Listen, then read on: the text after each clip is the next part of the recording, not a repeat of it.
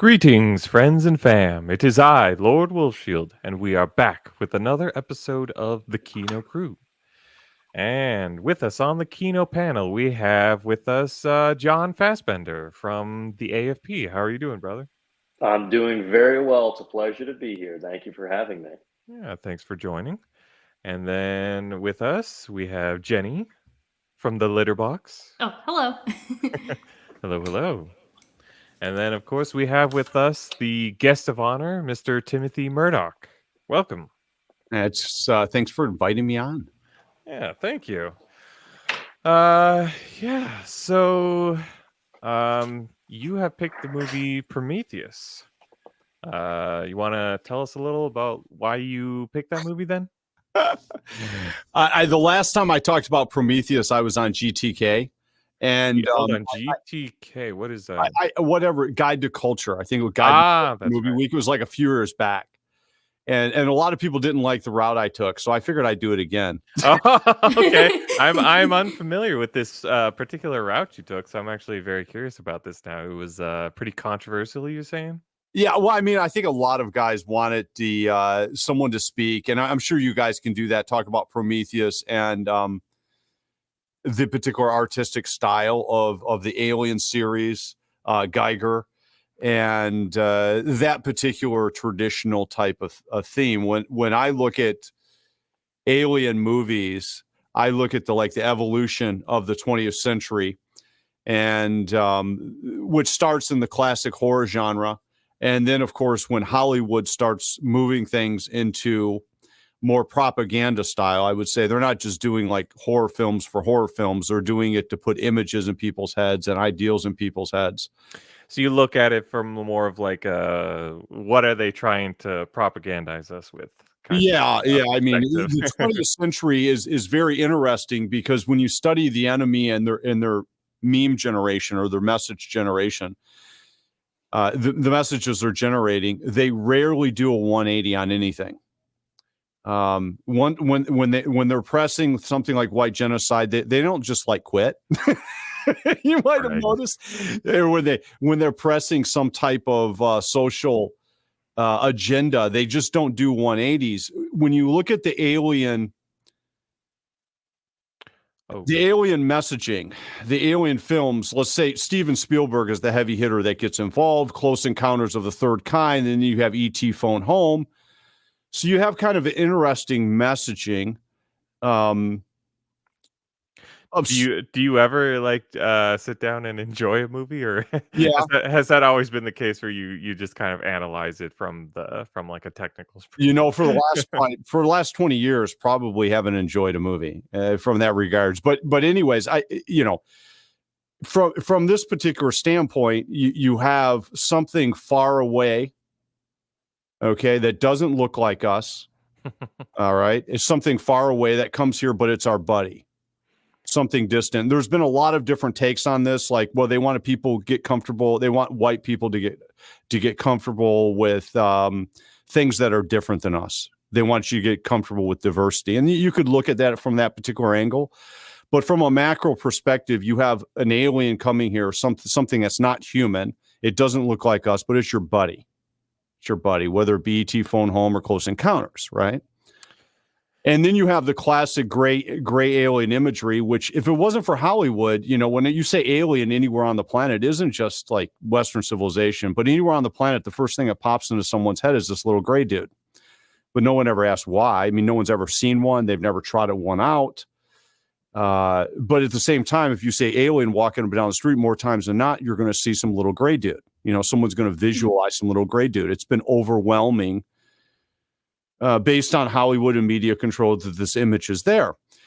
What to me I think is interesting about Prometheus, and then you have, of course, the blockbuster that Steven Spielberg was involved in, but I don't think he was a consultant on, but he wasn't the main writer or whatever. And that is Independence Day. You guys might remember that from the 90s, and that's like Will Smith and the rabbi are going to save the world from aliens. Welcome to Earth. Welcome to Earth. So then you have a transition, and you can see this actually in several different sub-themes and smaller venues. But this was a blockbuster where you have aliens that, again, they don't look like us. but they are extremely hostile, and they're coming here to take over. And you can see various different themes of this going back into the classic horror genre, but I don't consider like the horror genre, with a few exceptions, that the writers and directors were doing anything other than creating classic horror films. You know, I mean, when they're directing the old film of The Mummy, they're not doing anything. They're not looking for some major social engineering or anything else. So we have this kind of reversal where something far away, it doesn't look like us, is coming here, and it's our friend. There's a lot of money put into that theme. They put gray aliens in everyone's head. And then all of a sudden you have something shows up, and it's hyper aggressive. It's going to take over. It's going to kill us, and we're going to have to fight it. You know, you got this huge diverse army all across the world fighting these aliens in Independence Day. And that sets the stage for where we're at now.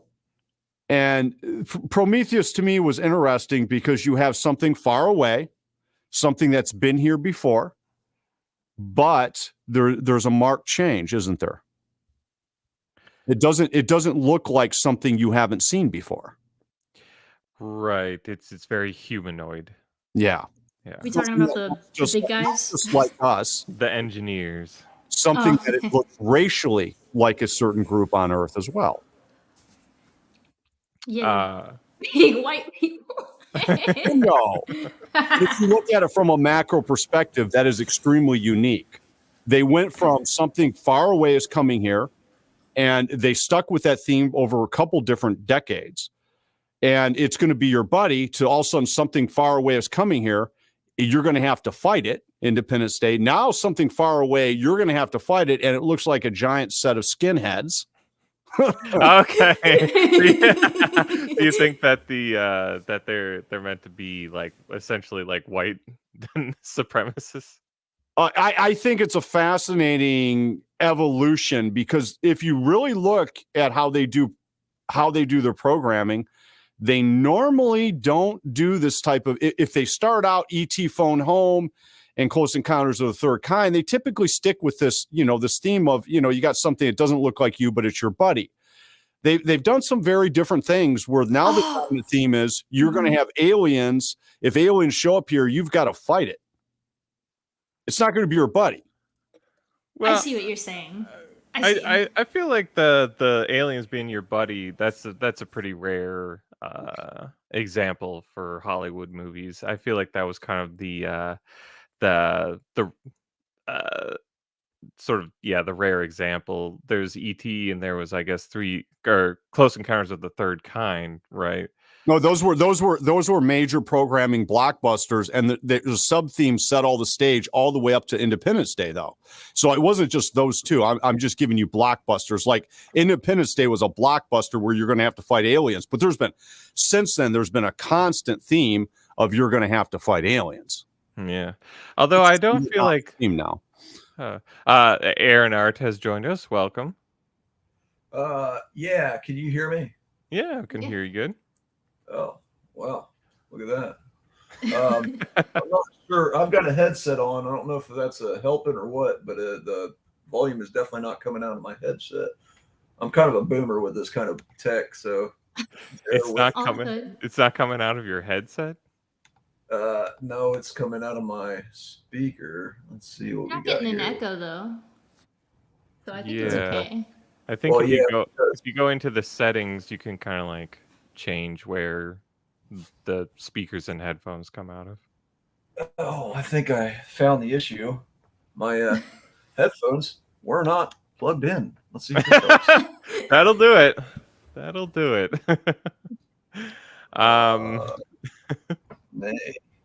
Let's see. Fuck all. All right, default. Oh, here we go. Now we're talking.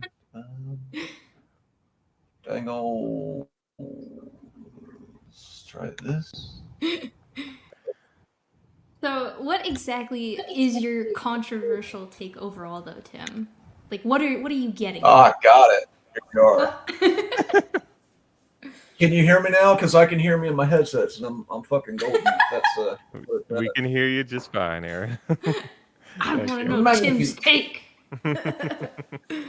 Tim, what is your take on the thing? I don't know what we're fucking talking about. We're talking. Well, okay. Well, we're talking about Prometheus. But Tim had like kind of a take about how aliens are. It's like The demographic has changed. The idea behind them has changed. Yeah, the 180 they've done on their particular the starting with aliens where you're going to be your friends coming from somewhere far away, where now you have in Prometheus you've got something coming from far away. It's not only hostile, but it looks like you, or it looks like a percentage of your population, namely the white.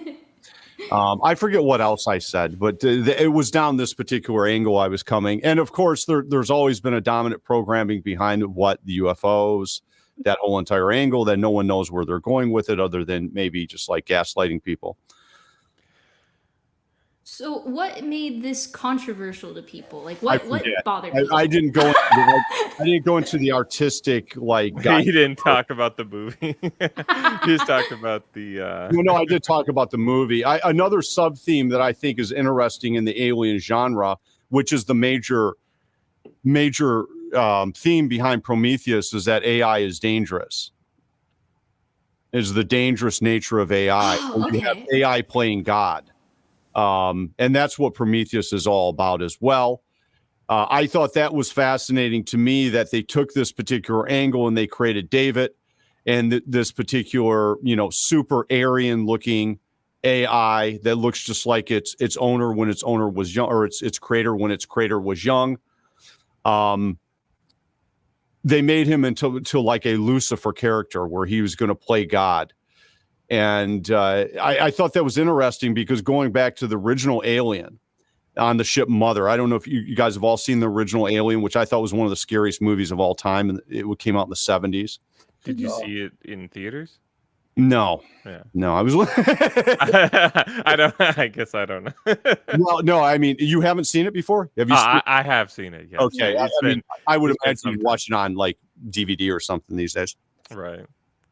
But in the original Alien, the mainframe, the computer system Mother, I thought was intriguing because they had a very large ancient symbol on that particular mainframe, and that's the Sumerian flight wings. And I thought that was interesting how they stayed with this consistent theme and ins and outs and whatnot. So what are your thoughts then on I guess AI in general, like with how it's like coming into our lives now? Like, do you think that we're kind of going down that path of movies, how AI usually kind of turns on humans and whatnot? Is that kind of your thinking, or?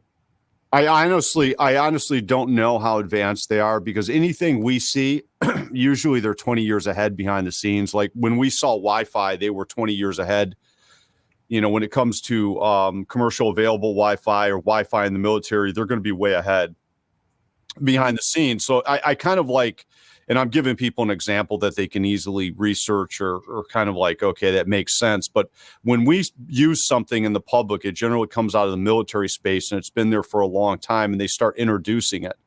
So AI has been introduced maybe in the last just couple of years, and it's become progressively very good. I know there's some guys out there writing songs with AI that are pretty convincing for me. Yeah, music is fucked. Yeah. And so AI, I absolutely think, fucked. In the words of Elon Musk, the devil is out. I just don't know what all that means or how advanced they are, or how advanced, I mean, are the elites, the reason maybe the elites are doing crazy things, it's been speculated, is because AI is so advanced, they're running these different models on AI and AI is telling it what to do based on the stimuli and input. And that's why nothing they're doing is making sense, because they got AI telling them what to do in some end game. Well, they've also broke the AI to make sure that it's compatible with the modern state and discourse that we are allowed to talk about. Well, no, that's just the AI that we use. The AI that they use is going to be totally different. The AI, I don't know about that, man. I don't know. I mean, look at it. Fucking look at diversity. I mean, they've diversified the ranks of the elites. Like how, like you think that they're, you know, they're taking our worldview in any kind of serious manner? No, they're not. No, I think they're taking a pretty realistic and rational, real view behind the scenes when they're running scenarios and whatnot. I think there's stuff that we see, and then they're running various different things on totally different algorithms. That's what I believe. Yeah. I mean, I don't really know I agree with you. You know, anything the military uses is always going to be a little bit more advanced, and we'll get like watered down versions and stuff like that. But especially what we use too. What was the thing that happened with Microsoft when they released their AI and it ended up really racist and like pro? Yeah, that's what I'm talking about. And then they like had took to it back break the in systems. and they had to like put a bunch of limiters on it and they They basically had to dumb it down. It's the funniest thing because you have this system that has at its helm the wealth of knowledge, the aggregate of like all human discovery and intellect, and you have to break those systems for them to work within the paradigm of our acceptable discourse. And you know what you do with that? You make it retarded. You retard the system. They basically hit it on the head with a hammer. Yes, absolutely. I think, well, only to a certain degree. I think that AI, to me, what AI represents to me, like, and we can kind of speculate about things. We can't really know like what's going on behind the scenes, but like to me, it's just like kind of the natural progression of the downward, trajectory of capitalism. You know, of trying to hit the bottom. You know how. Mhm. Like to me, it's like how can we how can we not pay our employees? How can we like not pay for labor to charge you more for a product that's not as good? Especially You know, intellectual labor. Yeah, absolutely. so I want to share something that I thought was kind of crazy. You guys might find this interesting. This was a let's see here. Okay. This was a commercial. This kind of blew me away. This was a commercial that Toys R Us made that was all AI. Let's see here. I got Toys R Us is still a thing? well, I guess that's kind of why that people were saying, Oh, they're it's like online or something, right? oh, they're really broke. Ever wonder broke, how aren't Toys they? R Us and Jeffrey the Giraffe came to be? The son of a bike shop owner, Charles Lazarus, had a vision Lazarus, I'll go. that would go on to change toy stores forever.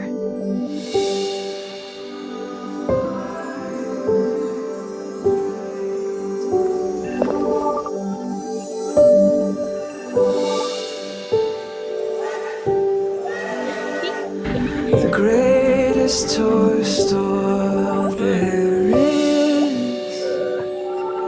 I don't wanna grow up, 'cause maybe if I did,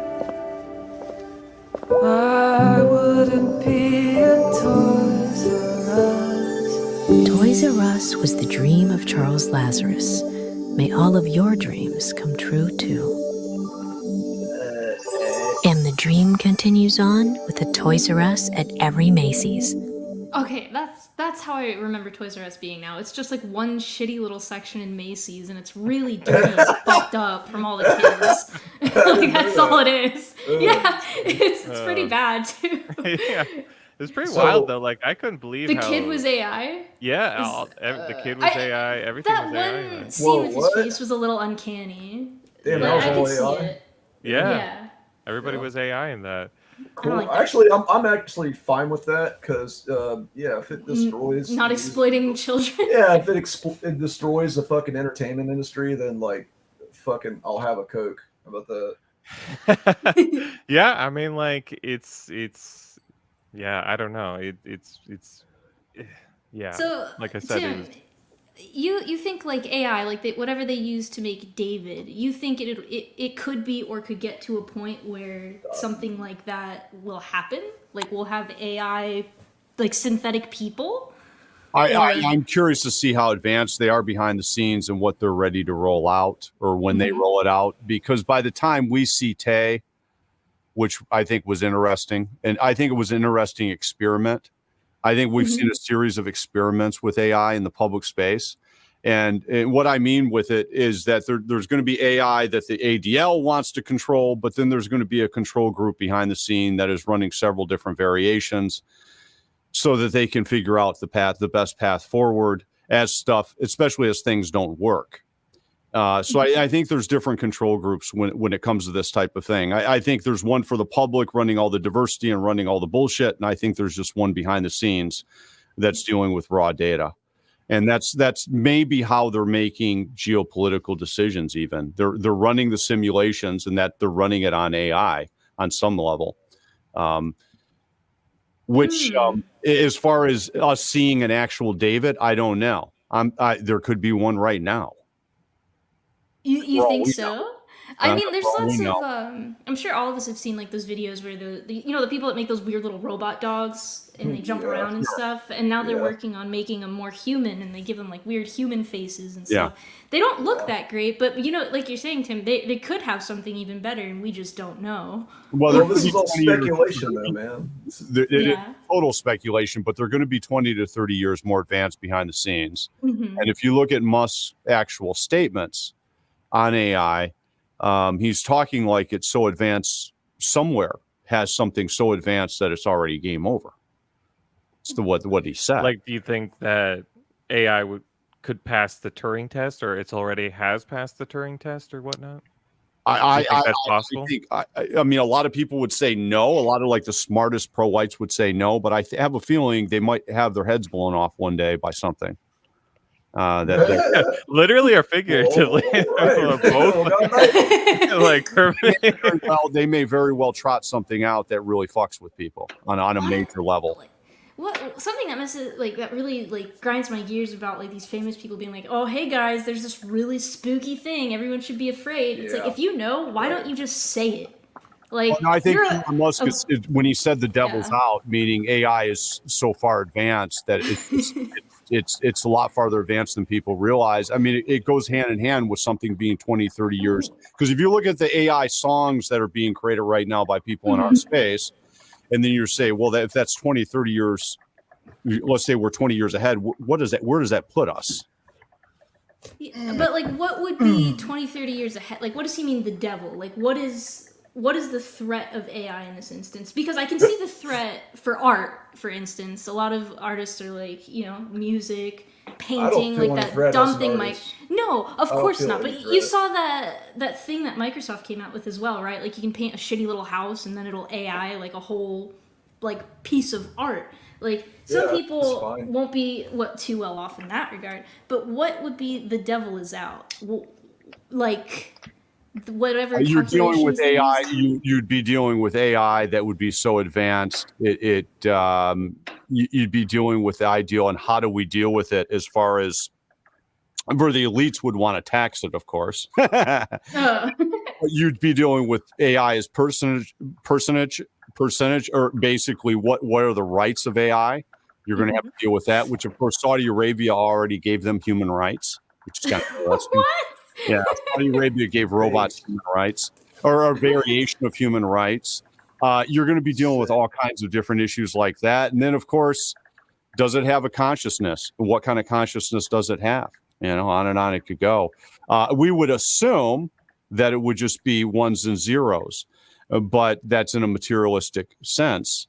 We don't know what could be transduced into our space, which is a lot of unknowns. What you're talking about really reminds me of Isaac Asimov and the 3 robotic laws, or the 3 laws of robotics. The first one, you can't injure a human being. Then the second one, a robot must obey its orders unless it's in conflict with the first. And then the third, a robot must protect its own existence as long as its protection does not conflict with the first or second. Which, like, I guess David kind of did do that stuff.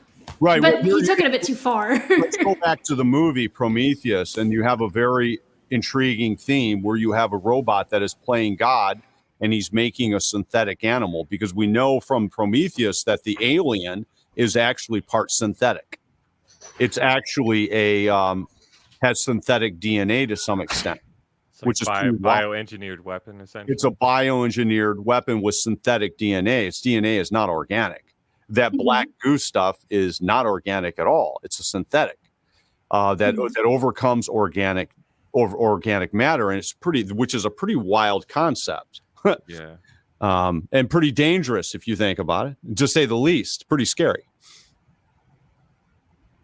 I don't know. I guess I wondered what would make David like care so much to kill humans. Like, I did watch the movie after it, Covenant, as well, just because Prometheus made me really mad because I had questions unanswered, and I was just like, but why did he do this? Just because he thinks they're perfect? AI, right? AI doesn't think; it only calculates, and he wants to be God.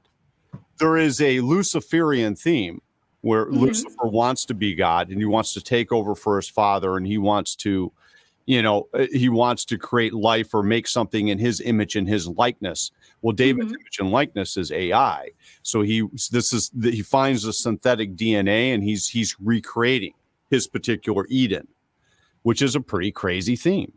Yeah. There's a lot of really incredible, like, ontological questions in these two movies, the Prometheus and the Covenant itself, that I particularly enjoy quite a bit. And that's an interesting point of the Luciferian theme. But as you'll see in the Covenant, with David's favorite song being the God's Interest into Valhalla, they're definitely doing a comparison to Hitler. You think so? They're trying to. Oh, definitely. Yes, absolutely. They're definitely trying to. With him being a colossal killer or whatever, he kills off that particular group, which I thought that group that he kills off in Covenant. I thought that group that he kills off, he pulls up basically to a planet full of these what look to be larger skinheads, for lack of a better way to put it. And basically drops black goo on them. He drops the black goo on them, recreating the planet, basically killing them off and recreating something, trying to create his Eden, if you will. Creative destruction. That's an interesting. Because, like, in the first movie, I definitely agree with what you're saying. They are doing sort of like. You're starting to kind of robot a little bit.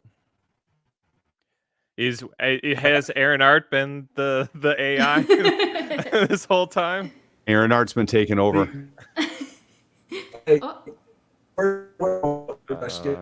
I can't hear anything you're saying.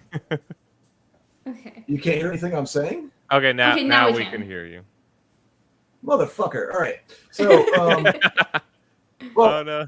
Look, it's an interesting point in what you're saying.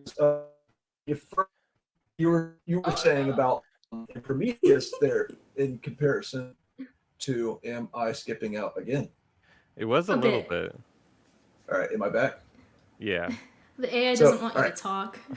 Right. So he is the AI.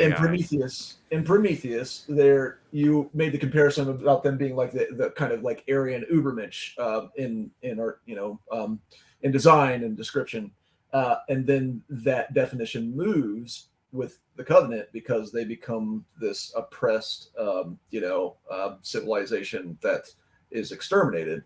And that's a very interesting way that they move the definition, or they change the emotionality of the content between the movies. Yeah, thank you all for bearing with me on that. Yeah, the whole entire and of course they're going to continue this theme with David and runaway AI trying to create life and creating monsters. They're going to keep running with that particular theme, which I think is probably a more fascinating theme than the actual the space ordeal. But AI being dangerous is something Hollywood has dealt with quite a bit actually. Yeah, that's less interesting to me about Prometheus than like the serious theological questions that are being divulged, or we are divulging in the content, because like you said, there's the Luciferian aspect, there's the the creator of man, and then what man created being in some sort of Herculean struggle with each other for survival. And that stuff I find much more interesting, just tying to our theologies and our gods and our mythos and all this kind of stuff.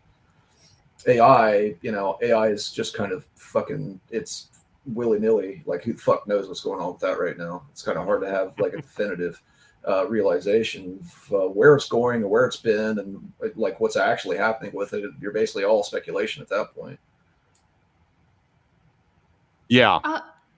My question is though, what does it mean then? Like, yeah, he kills off all of the, like the giant skinheads, but then he still goes on to he like throws up this was in Covenant, I believe. He like throws up the little eggs and he puts them in with the other embryos. So like, but the colonists in Covenant aren't all white. So what does it mean then? He just wants to kill everybody? So if there's a comparison to, I think that's like what's global, the point of making them? No, I think he wants to kill everybody. He was trying to. It was a bunch of creative destruction going on that particular planet. He's creating obviously a new life form that's hyper aggressive. That's probably going to, in his mind, and I'm speculating, but in his mind is going to take over the galaxy because it's evolutionary superior. And plus, it's part, of course, synthetic DNA. Not only does it have, not only is that black goo synthetic, which you use to create it, but of course, it has his DNA as well on some level. And I don't know how he pulled that off, but that imprint, like when that animal, when the alien, whatever you call it thing, a xenomorph comes up to him, it knows it's like his dog or something. You guys remember that part of the movie? Yeah, he gets all pissed about it getting killed. Right. So I don't know how he did that. All I remember about Covenant was that he was like trying to finger his robot counterpart. He was like, let me do the fingering, and he's like kissing him, and he's like, let me do the fingering. on the flute. Yeah.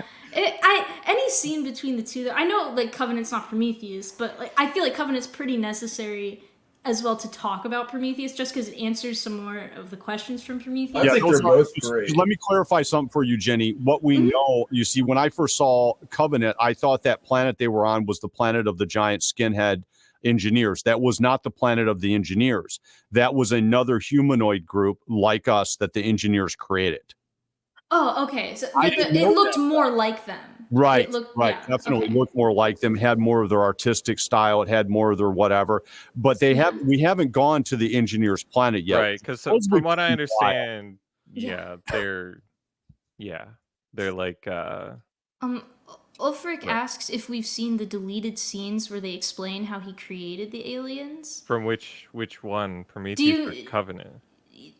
Does he mean like David creating them? Like, because remember how, I don't know if you remember this, but in Covenant they explained that like he was experimenting on Shaw, the woman he escaped with. Yeah, that's another very good, kind of like, a Mangala type theme. It's a Mangala type theme, a Hollywood style. Obviously, it has nothing to do with real Mangala, but it's just like this really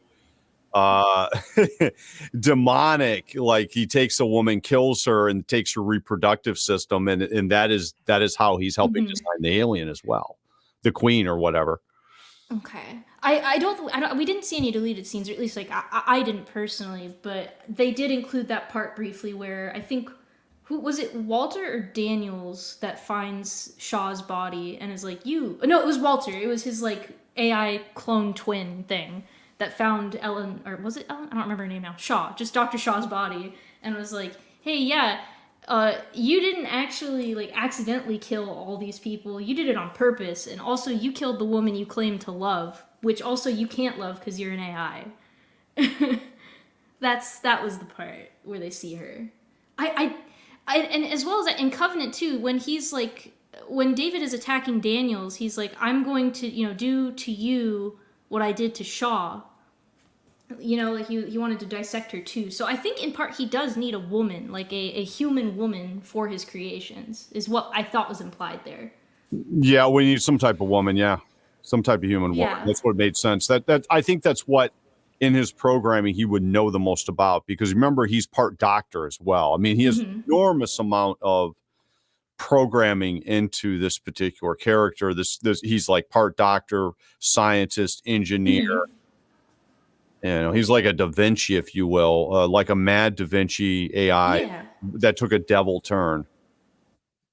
Yeah, it was gross. One thing I don't like about these movies that I was telling Wolfshield earlier is that it just feels like a lot of Ridley Scott's ovipositor tentacle gore fetish stuff all over the place. Well, it was around long before that, but it was yeah, it does. I like the way they do the organic style engineering, kind of like in Prometheus, where they go into it's not a pyramid, perhaps, but it's like a it looks like a mountainside or something, or just a giant hill.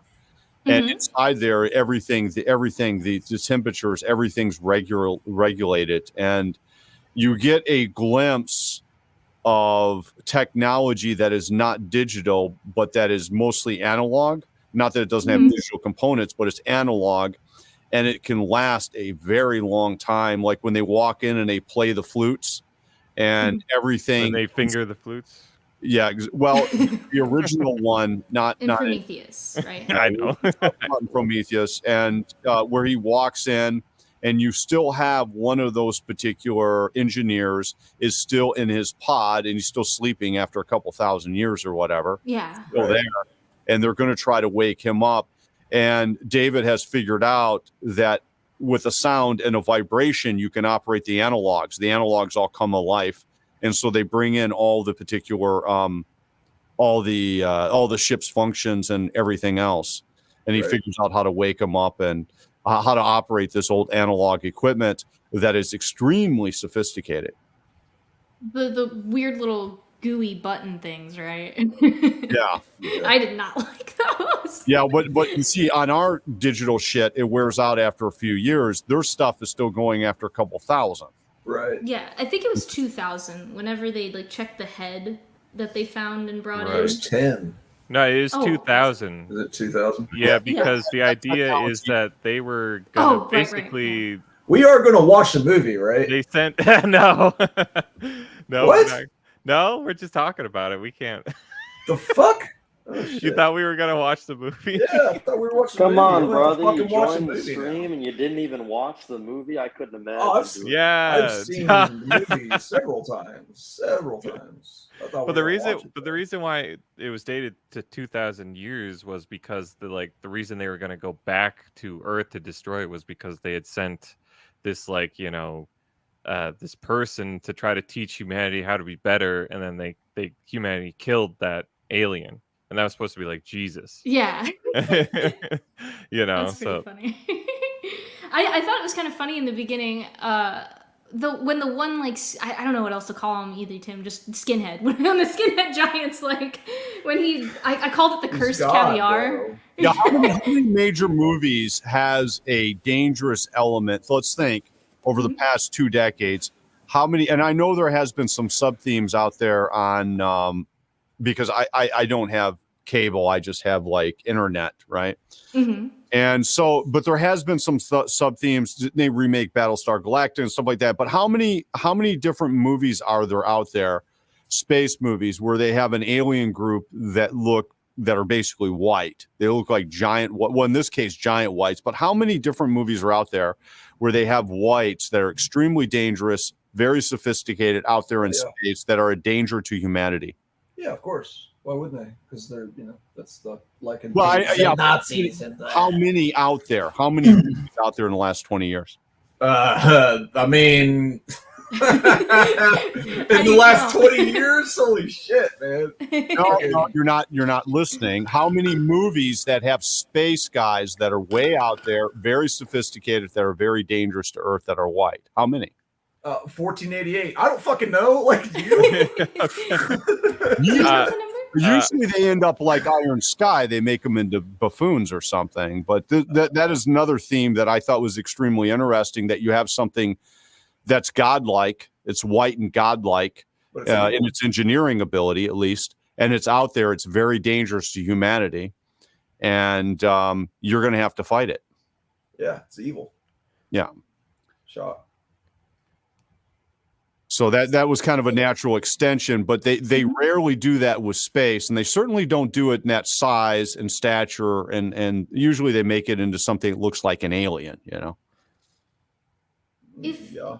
Well, I guess I see what you're saying, but since they killed all of those guys off anyways, and they seem to like hate humans and want to kill them. Oh no, they didn't kill them What- all off. There's a whole Okay. planet full of them. They just got a little. That was like a defensive colony, or that was a colony, Yeah. a weapons colony out there in the middle of nowhere, developing that weapon, watching over that weapon that was Right. going to deliver it to Earth, because that's shit you wouldn't want anywhere near your main. Well, it was a military Yeah, base. they said that. right? Yeah, Yeah. military installation. This particular ideal, and there's another. This is the basic theme. When you start talking about the 8+ foot Aryan god looking things, you know, this is a whole entire theme of our mythology, that you have these larger than life Aryan characters wielding unbelievable weapons, ability to create, the ability to engineer life. And that is the whole entire theme. But of course, they're taking it down the angle that well, they would ultimately be evil, of course, because they're white, which is obviously the major programming of our lifetime. They normally don't take it to that type of space angle, though. Right. Yeah. Well, another thing, if you'll, so H.R. Geiger did a science fiction film, I think, in the early 70s, where these the concept design for the god character in Prometheus is kind of inspired from. So, yeah, there's definitely, you know, the major politic of the time at play with how they represented these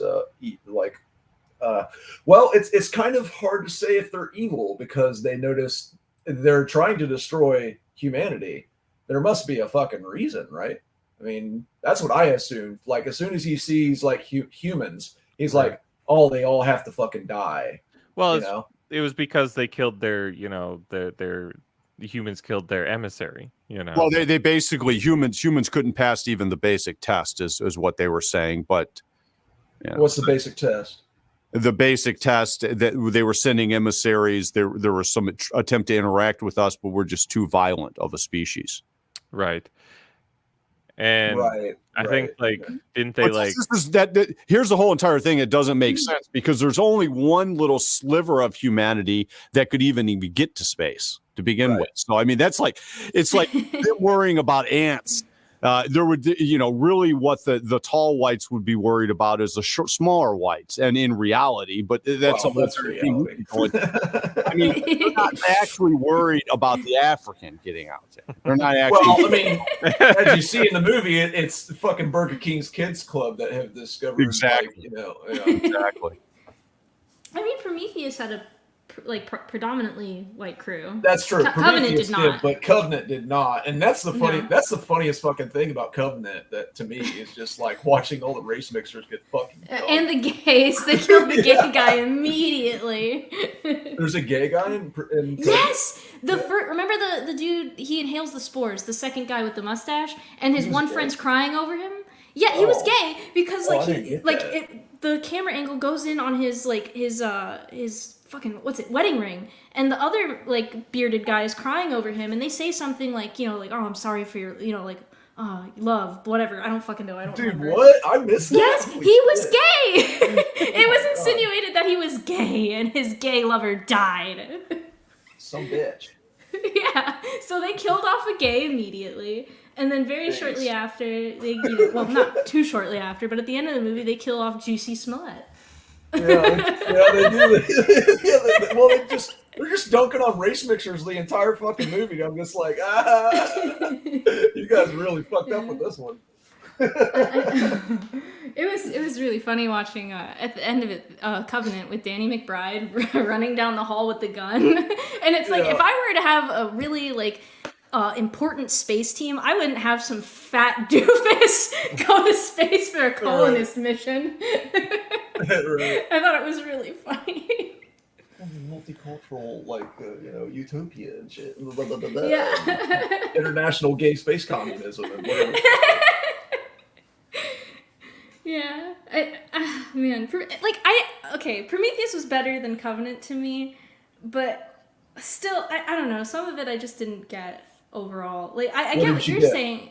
Like, if we're reading into the themes of like, you know, white people bad, Yeah. like a lot of them are dying and getting killed by the same thing that, you know, like David made. So like, Sure. what is he just trying to kill everything? Like he just wants aliens only? Is that it? David wants humanity gone. So He just views aliens them- only. Well, he as Tim pointed out, basically he views the alien as a superior specimen that can be used against his enemies. So there you go. I think he's looking at sort of like a survival of the fittest type scenario, because that's kind of, if you look at the alien species, I mean, it's like designed as not only a predator but like a survival of the fittest type of ordeal. Well, Right. I don't remember much about Covenant, but like even the engineers, their god was an alien.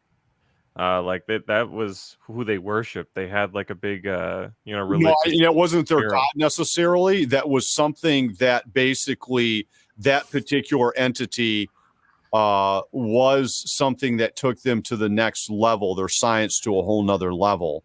And so they I guess you could say that they worshiped it like a god or something. That's what they keep saying. But my understanding, it was like it gave them an evolutionary jump studying that species.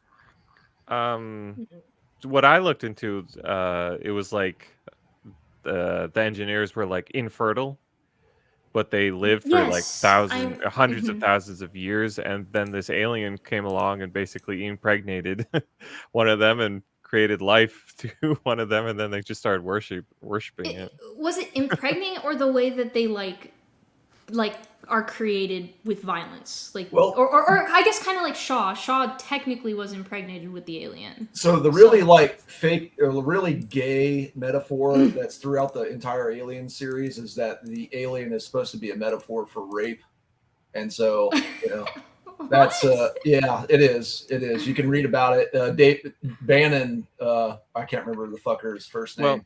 That's what he said, is like, well, this is a giant metaphor for rape and Right, and toxic masculinity and shit, which is really gay. And so like the ontological questions and the AI questions are much more interesting than the original, like what they were trying to angling at, in my opinion. Right. I think like certainly in the original, it was just kind of like trying to have that rapey subtext to make the movie more unsettling.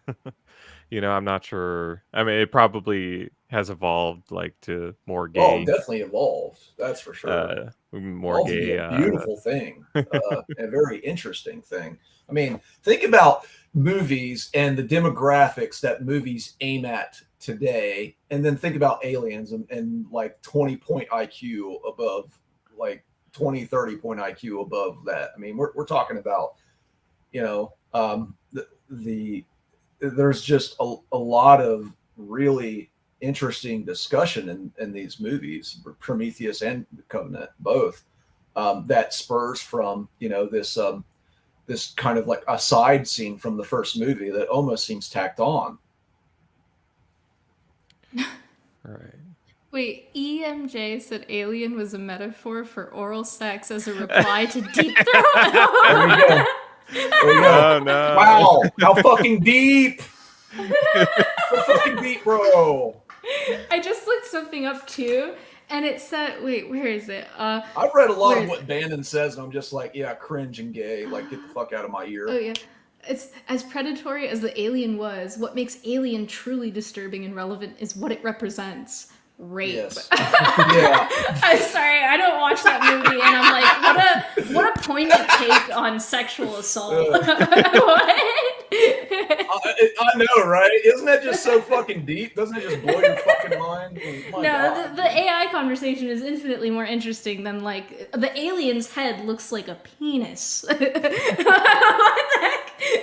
heck? Fucking ridiculous. Oh my goodness.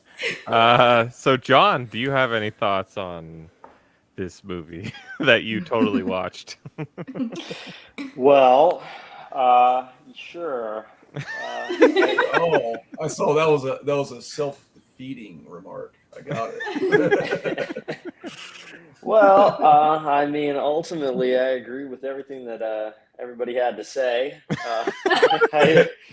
I particularly Best choice. I thought so. Thank you.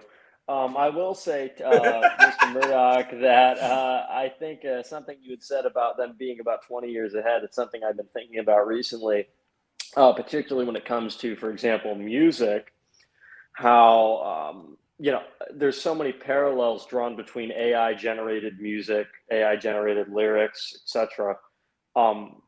That exist within music within the past, say, 10 years. Now, of course, AI is learning from that music. So in some ways, of course, it's going to take those parallels. But I think in large part, that has something to do with it. I think, of course, industry professionals, etc., these elites that we speak of, are going to have access to this technology in advance. And in part, that's why a lot of this music, for example, that we've been seeing, or rather that we have seen within the past 10 years, is so comparable. I think a lot of it is probably AI generated. I'm sure to us at the time, that wasn't a thing, but it is now. And you can compare the technology that we now have access to what they were using. I think there's a lot of parallels. So I would concur with you there. As far as Prometheus, You're saying like Justin Bieber or whatever? Probably. I mean, I would say any of the mainstream pop as a whole, and a lot of mainstream country, a lot of mainstream everything. I think a lot of the modern music as a whole, particularly those big artists that have millions and millions of dollars behind them and record deals and so on, are of course going to be the ones that have access to those materials, which would also explain why their music does so incredibly well, despite having absolutely no art actually going into it. Of course, it's I mean, of course, people have been dulled down over the generations anyhow, but I think that definitely may have an element to it. Is it's an algorithm. It knows what people are used to and what people like. And that works, whether or not it's interesting or not, whether or not it's artistic, whether it really makes you feel anything. Pardon? Record labels basically is an algorithm. Yeah, exactly. The thing that's so fucking difficult about music is, say, for example, art. When you paint a painting, that is an artifact, right? It is a physical object for, you can do what you want with, you can sell, you can, donate, you can do whatever, but it's a real thing. Music, the artifact is the live show. And so it's definitely not the recording, because the recording can be manipulated. It can be, reinterpreted. I mean, AI has basically nailed it already. And if we're taking from Tim's model of it being 20 years behind, then music is fucking gone. It's over as an art form, as a human art form, basically. Whereas, like I said, art, I don't know. So much easier. This may be a thing that I don't know. There's just no way for us to know. Look, speculation, brother. I'm just saying, Right. I assume the Wi-Fi model is in effect where something's out 2 decades in the military-industrial complex. Then, of course, civilians get it, Wi-Fi. And I assume that's in effect on some level for AI at a very sophisticated level. They're like, okay, we got to start introducing this to the public. But I don't know that there's necessarily music. They're using it for predictive modeling. They're using it for trying to solve equations, different sophisticated human problems. I don't know that they're using it necessarily for movies or music yet. That could be what we're seeing happen right now. That could be real time. They might not be doing that much behind the scenes, but I'm probably wrong, because one of the things I did shows on were how advanced holograms are. And holograms and the different scientific papers out behind them over in Japan. In Japan, they revealed that they can actually pressurize holograms so that you could have a hologram walk down the street, and it would have pressure waves in the hands and feet and whatever, so you could shake hands with it. And so holograms could, in theory, get so sophisticated that you could have someone that looks like someone walk down the street and shake hands with you and not even know it's not a real person. So you're talking about and you could use AI to control something like that as well. So there's another aspect to it. And of course, in Japan, they have hologram / AI. They're infusing with AI and pop singers and whatnot. You can look it up. It's like anime come to life. Yeah. That's been around for a while, and it's only gotten better Right. from things I've That seen sounds about pretty it. cursed. Yeah, the idea that you can introduce pressure waves into it to make it interact like where it could touch you and you could feel it touch you is pretty wild. And I mean, dangerous too, realistically. There's all sorts of things you could do with that in the wrong hands for sure. You could put anybody anywhere in any compromising position. Well, think about it, holographic assassins. Oh, like beyond just like being able to touch them, they can do things? You could, in theory, according to the papers, if you can pressurize a hologram, well, then, I mean, obviously, humans are pretty delicate. If you can So what you're saying is I can get a holographic Ronald McDonald to pay Benjamin Netanyahu a visit. That'd be pretty tight. Well, I just wonder if that's not already a thing they're developing. I mean, let's be realistic. A hard karate chop to the Adam's apple, and you can be out of it. So I mean, it's pretty easy to kill people when you start going down this. I disavow all of this. Every single statement made is not a reflection of myself. Yeah, we're talking about. Look, I said what I said very tastefully. All right.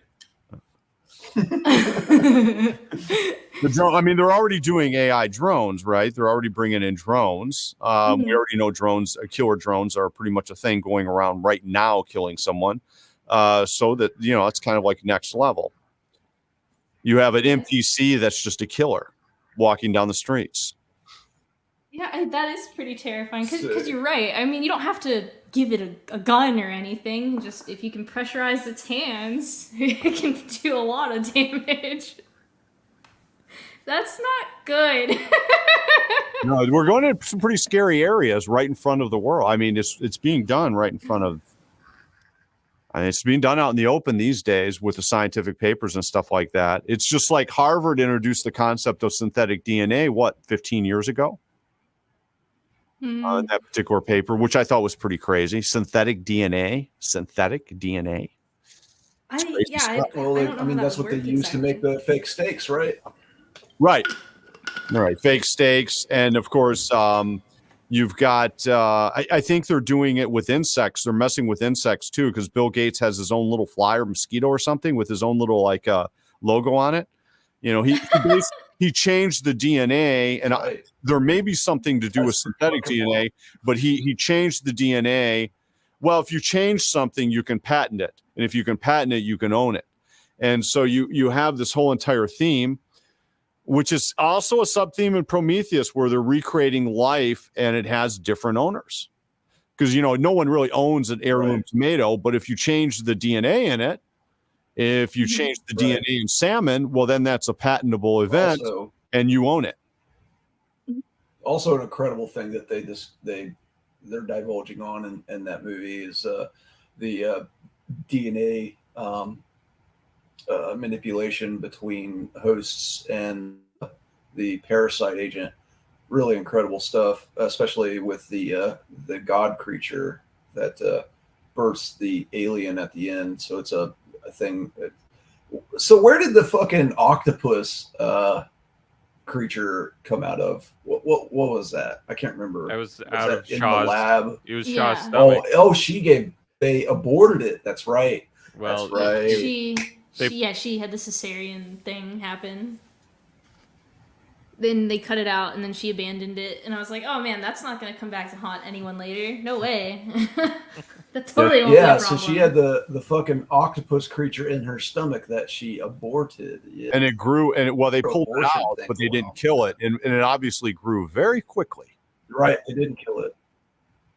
Right, yes. And that's what killed the god creature. Yes. Why do they grow so quickly, too? I thought it was kind of funny in Covenant when the one dude goes into the basement and touches the pod and the face hugger gets on him and he like the little alien pops out of his stomach and David like puts his hands up and the baby alien puts its hands up too. So I guess they recognize him as some sort of father?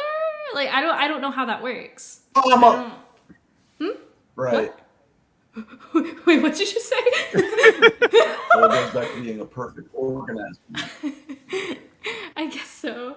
I don't know. It was just kind of weird, like how quickly they evolved as well. Because the pale alien creature that was trying to talk to David in Covenant, like he was trying to, it recognized him in that weird way. And then, like, remember how in Covenant on the ship, when it looks into the camera, it kind of is like looking at David as well? Like, how do they recognize him and not want to just kill him? The only thing that's wanted to kill him was the engineer. Which maybe is because he looked like a human.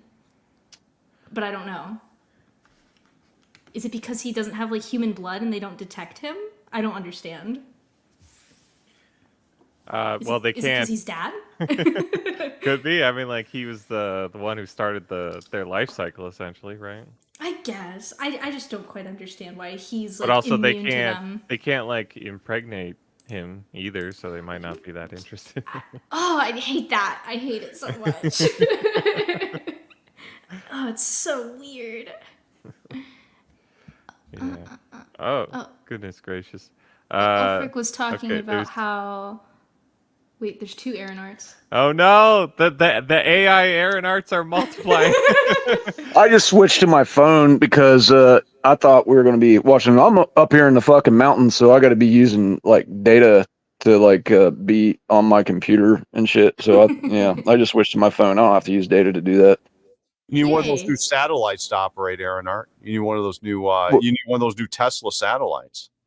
Yeah, the motherfuckers don't come around here, bud. I ain't got nothing. No, I'm pretty sure well, I don't want to ask you where you're at, but I Exact coordinates. you have to search an address of late out in the middle of nowhere that couldn't get a Tesla satellite right now. Have you searched lately? I haven't, but Who knows? it's been years, and we've been waiting. So able to now. I don't know. I haven't tried to look in a year or so, but yeah. So that's what we're dealing with.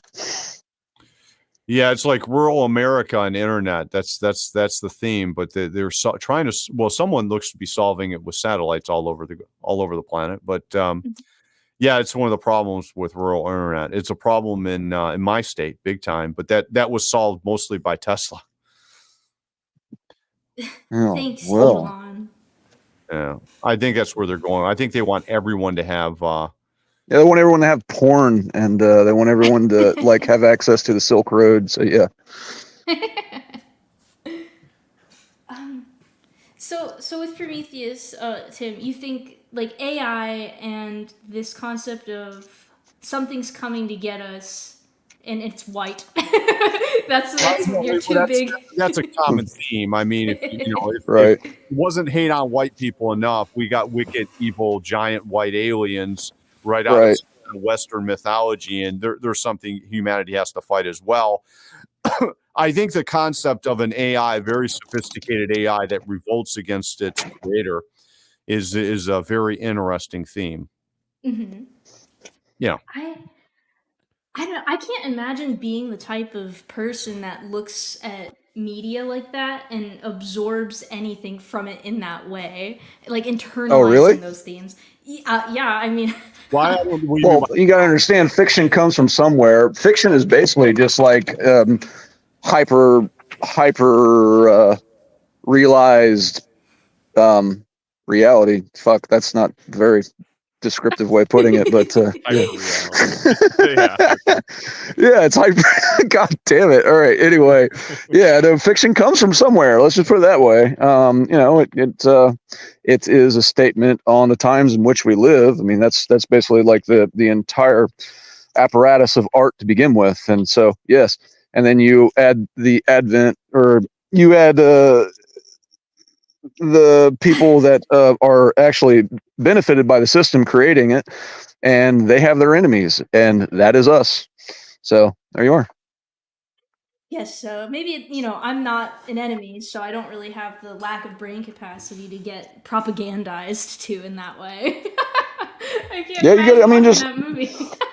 all content is like that. All content. Every single movie has a hyper political focus, that it's trying to accomplish something. It's trying to, sway people to be less nationalist, less, in-group preference, race mixing, you name it.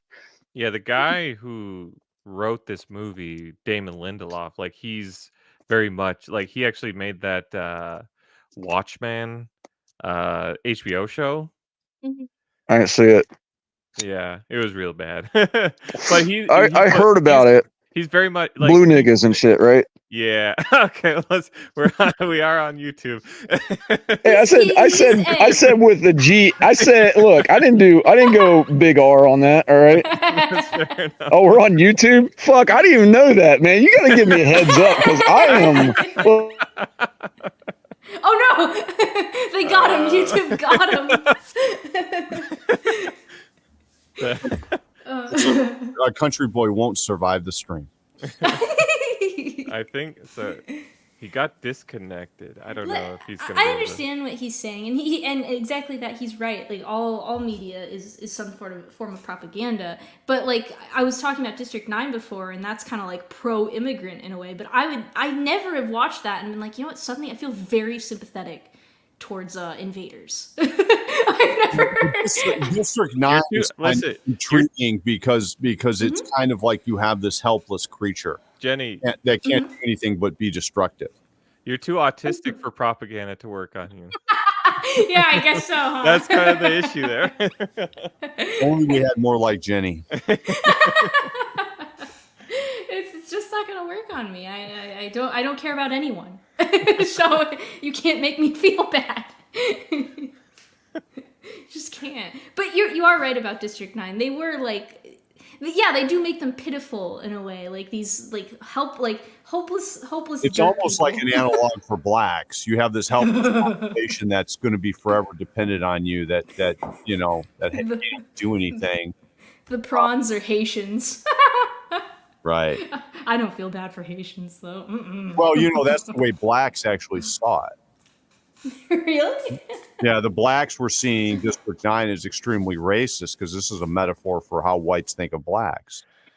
Well, it was supposed to be like an anti-apartheid Yes, film, but was, like yeah. the aliens are very like unpleasant and kind of stupid stuff. Yeah, Living in they're ghettos. dirty and violent, Right. and full of Right. theft. It's still a good movie, though. I did like it. I liked it a lot. Oh my goodness. I don't know. Yeah, maybe I am just too autistic for propaganda. That just must be it. What's your favorite movie, Jenny? Oh God. You like super hard to baby answer. movies. I do. I like animated movies. Like my top 3, it's like, what's it called again, Wolf Shield? The one I like with the monsters. Oh God, Pacific. Hello? Yes, Pacific Rim Job. I like Pacific Rim. I like District Hello? 9. Hello, Aaron. And I like a movie called Paprika. It's an animated movie. It's honestly, you'd actually probably find it pretty interesting. It deals with like diving into people's dreams using technology. It's a psychological thriller. It's interesting. I like it. Tim, I'd be interested to know what movies you actually genuinely enjoy. Also, Oh man, the movie I was talking about the other day, I thought I remember seeing it in the theaters when I was young, and I thought it was like one of the most realistic gun movies with the most realistic gunplay, and it had a good plot and a good storyline. I could find flaws in it, obviously, but the movie Heat. okay, yeah, that was That was the movie. first time that we actually saw a movie. I believe it was the first time Hollywood presented a movie where the guns and the gun sounds and the gunplay or whatever you call it, the shooting and everything was realistic. It was very grounded. Yeah. Excellent movie. But I do think it was a good movie. I think it was good character development, good storyline. You don't see any movies like that anymore, though, in my opinion. No, the last movie kind of like that was, I guess, The Dark Knight. That was heavily inspired by Heat, and it kind of had similar. Interesting. The Dark Knight, yeah, that was good. I'm not a big comic book guy, so I don't really know much about them. But Dark Knight was one of the comic book movies that I thought was pretty good. Ulfric says he just saw Godzilla -1 and that was good. And John Gora says he liked The Way of the Gun, especially the opening scene. I don't know either of these things. If you guys do, feel free to talk about it. Yeah, I mean, listen. if stuff exploded and there's like dinosaurs, that's cool. Like I'm fine with that. Yes. Yeah, Thank you. My late father, of course, he's passed away these days, but he would always watch. He was like an aficionado of cowboy movies. And when was the last great cowboy movie with Clint Eastwood was in one, The Unforgiven, maybe? Was it Unforgiven? That was okay. Of course, they had a black guy in it and stuff like that, but you're not going to. Have you ever seen the movie? I think the last great one was, well, for me anyway, what I really enjoyed was the assassination of Jesse James by the coward Robert Ford. That's probably my favorite Western I movie. don't remember seeing that one. I'm going to really check good. that out, though. My dad really liked like RoboCop, Terminator, Judge Dredd. I remember watching that as a child too. All sorts of things like that. Well, RoboCop, you're getting into the AI theme. It's interesting going back because the AI theme, the robotic theme, actually makes its debut. Someone in the chat talked about The Day the Earth Stood Still. What a lot of people don't realize is a lot of these themes originally came out in the classic horror genre of the, let's say, whenever they invented movies into the 30s and the 50s and the 60s. And then, of course, before everything became all out propaganda, 24/7, basically. The actual classic horror genre had monsters, it had aliens, and it had robots as well, which is kind of interesting. Which one was that? Did you say? Sorry, I don't remember any classic movies involving robots, but I actually have a monster. I have this particular book on all the particular old monster movies and the particular alien genres that go way back. During the classic horror theme, when they brought out Dracula, they brought out Frankenstein, they brought out Werewolf. Those are the ones that everyone would know. But there was also different movies coming to the movie screen that involved like robots and these robotic life forms. They were very primitive looking, and they were dangerous, and as well as aliens, robotic aliens as well, which is kind of interesting. But the day the Earth stood still was originally brought out in this particular classic genre before the Hollywood remade it. Hollywood remade some of those particular movies with famous actors from the classic horror genre. What I'm labeling classic horror genre, I don't think they were brought out for propaganda reasons. They were just brought out, okay, let's do a kind of like a scary movie involving aliens, right? And The Day the Earth Stood Still, they did a remake of that one. They did a remake of another one, War of the Worlds, as well. I actually really like that movie a lot. The one with Tom Cruise. You're talking about the original War of the Worlds.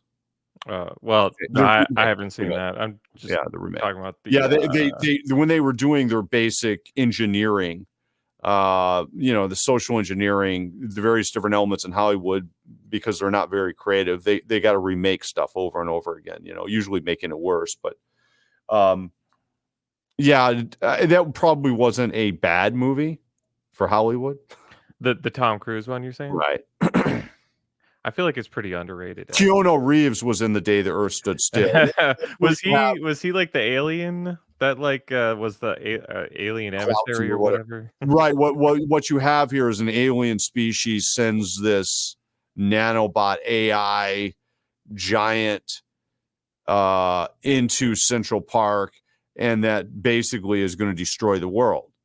Because humans are too dangerous and they're destroying the planet, which is, I could see the elites doing something like that, saying, well, okay, aliens have landed, but it's the elites, in their bunkers and everything, and they're going to destroy the planet with this particular a nanotech AI cyborg. But that's a remake. It's a remake of something from, hold on here. Let's look up the original, The Day the Earth Stood Still. Yeah. It's a remake of something. And obviously they have their particular programming in on the remake. 1951. Yeah. So concerning AI, there's a lot you can speculate a lot about, what could be or whatever. But what I'm seeing, what we can genuinely see is the way that it's affecting people's like jobs, right? You know, Mhm. and it's continually like kind of taking over people's jobs, and you know that's kind of what I'm more concerned about that than hologram assassins and whatnot. You know, it's like, and it's just it's what does that future look like where like people continually like lose work because AI, you know, because capitalism doesn't want to pay wages and whatnot. It's like it's Well, crazy. they're mapping out a way to pay AI wages, which is kind of wild. How do you tax AI? Because they constantly have systems based on taxation and control. How can you control it if you can't tax it? You know, this is their mindset, which is kind of interesting because over and over again we hear that they're bringing in all these people. We need all these people to pay taxes and do jobs that we can't do in this permanent, this perpetual growth economy that they promote all the time. That's what we need all these people for. Then at the same time, right now, there are actual McDonald's in operations, there are Starbucks in operations. With no employees. That's right. They're going completely AI control. And there is not a store or concept, major brand, that does not have major AI testing going on right now. If it's not like complete AI drive-through, like I'm thinking of McDonald's in and around the Chicago area. I think they got like 20 of them that have completely automated drive-through. It's not necessarily AI, it's automated drive-through. They're doing this all over the place. At the same time, they say they're bringing in people for these particular jobs. That seems like insane. Like we're continually bringing in people, but also making less and less jobs. Like I don't understand what this is just like, you know, capitalism's race to the bottom. Like I keep I saying. think it's a race to something. I've noticed that people as well, like the ones that don't have to work in like fast food, they get excited because they're like, oh, if I don't have to do this anymore, I have more time to like create. And it's like, but you can't. Who's gonna pay your bills? Like you can't just like how That's are the you gonna crazy make thing. money to create if you don't have a job anymore? How are you gonna live in your house? A communist society run by AI, and all the humans that are alive that actually survive it get UBI. Yes, that was something else I was thinking. Like they're expectant on getting this. We can hang out and type to each other on Telegram all day and do. Well, that sounds pretty based. Not gonna lie.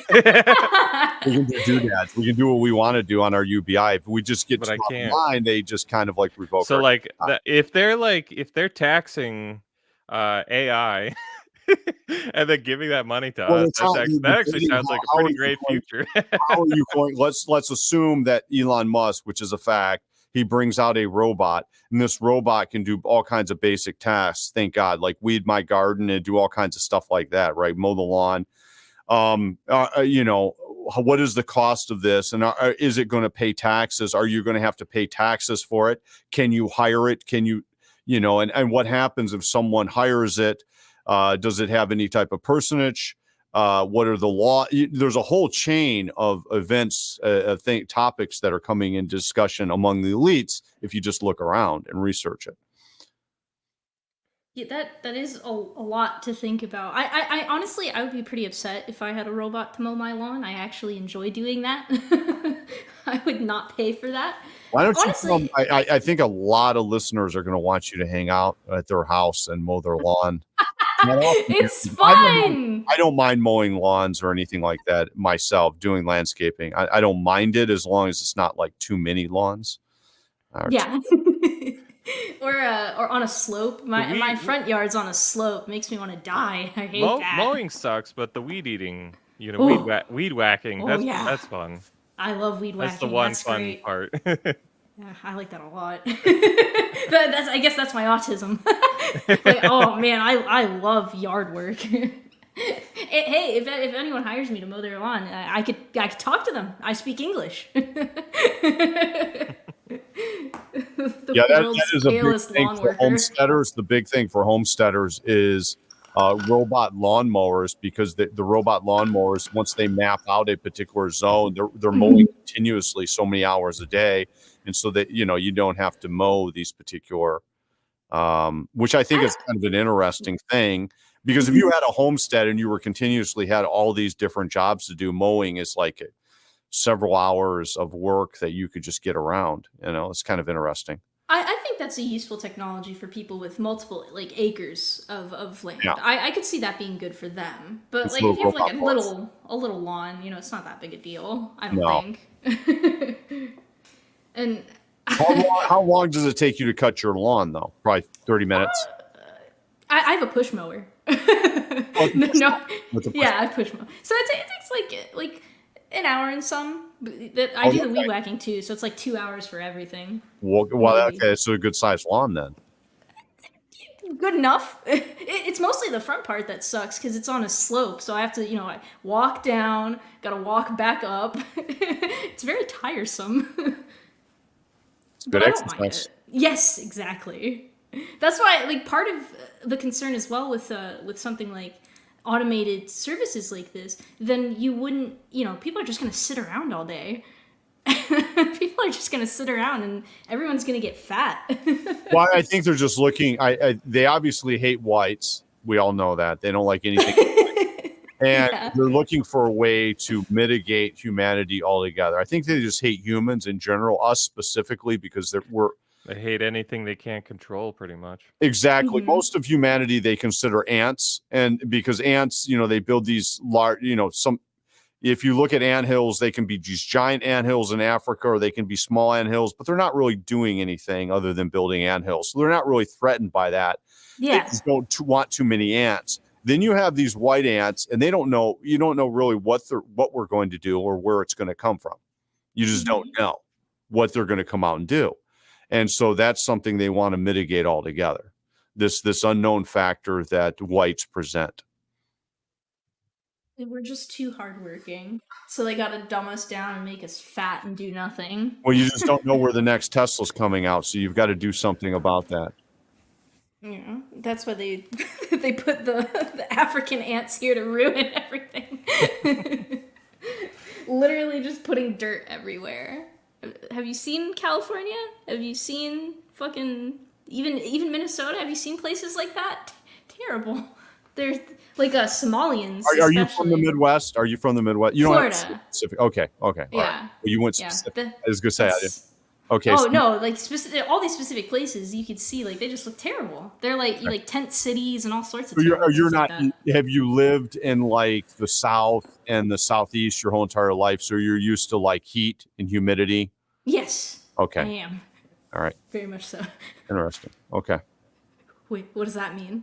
No, because you sound like a Midwesterner, so I thought maybe you were a Midwest transplant to Florida. But okay. No, I'm a native Floridian, so I love water. You're like a beach girl then. Okay. Yeah, I don't mind the heat. It's okay. Like I'm a little bit more. So in Florida's changed dramatically. My folks, when they were alive, they had a winter place in outside of Tampa. They would go to in the winter, and that place changed Snowbirds. dramatically. Well, they're more than snowbirds. They went there several times, but they had a bunch of different people that a bunch of their friends were in like the same community type of thing, so they would travel down, in the fall and stay there till the spring. I guess that is a snowbird. Yeah, technically. But when you get, you start getting old, the snow's rough. Oh yeah, I mean, snow's rough at all. Like Right. maybe I'm not a real white, but I do not like the snow. I do not. I hate it. But that's probably a Floridian thing. But Tampa, especially, like, oh man, I hated going to Tampa. Like, there's some nice things to do over there, like aquariums and stuff, and there's nice parts of Tampa. But if you go into the city at all, it's just hell. It's changed dramatically. It it's changed. not It good. got very dangerous in certain parts over maybe like a 7-8 year period. Then it was changed by obviously illegal immigration and stuff like that. But so I don't really know much about Florida other than that these days. It's just a lot of Latin Americans, like a lot. Like I was Is it born in Northern Miami. Cuba, as they call it? Yeah, it basically is. Like if you go to Miami, it's little Cuba. Like it's just little Cuba. There's all these different expats from South America, drug lords and wealthy people from South America that have homes in and around Miami, and but once you get up near the Panhandle, once you go into the north, as you go toward Georgia and more of the south, you get into more of the white areas, right? Yes, like the Panhandle, and even in North Central Florida, it's a bit more white. Yeah. Also, John Goris asked, "What's that place in Ohio where they imported like a third of their population with Haitians? 30,000 Haitians, I think, in Springfield, Ohio." Huh. Yeah, it's great. They're having like horrible housing crises and like all sorts of crime, and it's fantastic. They're trying to destroy Ohio. Yeah. It's funny that the Republican-run states they constantly do this. They invite these. They end up as dumping grounds. They end up not being able to do anything, or I just think they're all traitors. But it's kind of intriguing that they put them there and not the Democrat-run states north. Illinois. I would concur. But I don't know. It's kind of crazy. Like you go to these tiny little places in the Midwest and all that, and even north. Like they're in Maine, in Alaska. Like they've got them there, and it's crazy. Like I guess I do understand why they're transplanting these like large groups of immigrants, but at the same time, why? Why not just put them all in the cities even more and just totally burn it to the ground? It's hellish. Can't have any homogenous areas. I mean, that's the threat. I mean, they're homogenous in a different kind of way now, the way it's going. It's terrible. Like, when I was in high school, I think I've said it before here, but the high schools that I went to were 80 to 85% minority. So it's like, not even to say it's like 10 to 15% white, it's more like 5 to 8%, and then you got a bunch of like Latin Americans and Asians too, and Indians now as well. So it's like, I don't know, the word minority is kind of a joke anymore when referring to those types. Yeah, I mean, that's just fundamentally incorrect. I mean, yeah, I'm a minority. Whites make up, what is it, 10%, some odd? Well, less than that of the world population, less than that. And then they come to our tiny little corners of the world and then claim that they're the minorities. Well, there's plenty of other places you can go in which you are not the minority, unlike us, where every area, including the homeland of Europe, is no longer suitable or habitable really at all for us. Europe is still not as bad. Like, we see it on the news and it does look awful, but Europe is still, they're okay enough for now. It's not as bad as it seems. Yeah, America, Europe are perfectly white still. Yeah, like Hungary, I think, is doing their best to fix their problems. And, well, I'm German, so I guess I'm a bit biased because. As a German, yeah. Like I've asked my dad before, like, would you ever go back to Germany? Because he hates America, and he's like, absolutely not. He's like, I never go there. I can't say I blame him. Yeah, and it's sad, like it is. This country is definitely going downhill, and as a German, he's a native German, he can't even go back to his home. It wouldn't even be safe for him. Yeah, absolutely. Very sad, indeed. Just call them equatorials?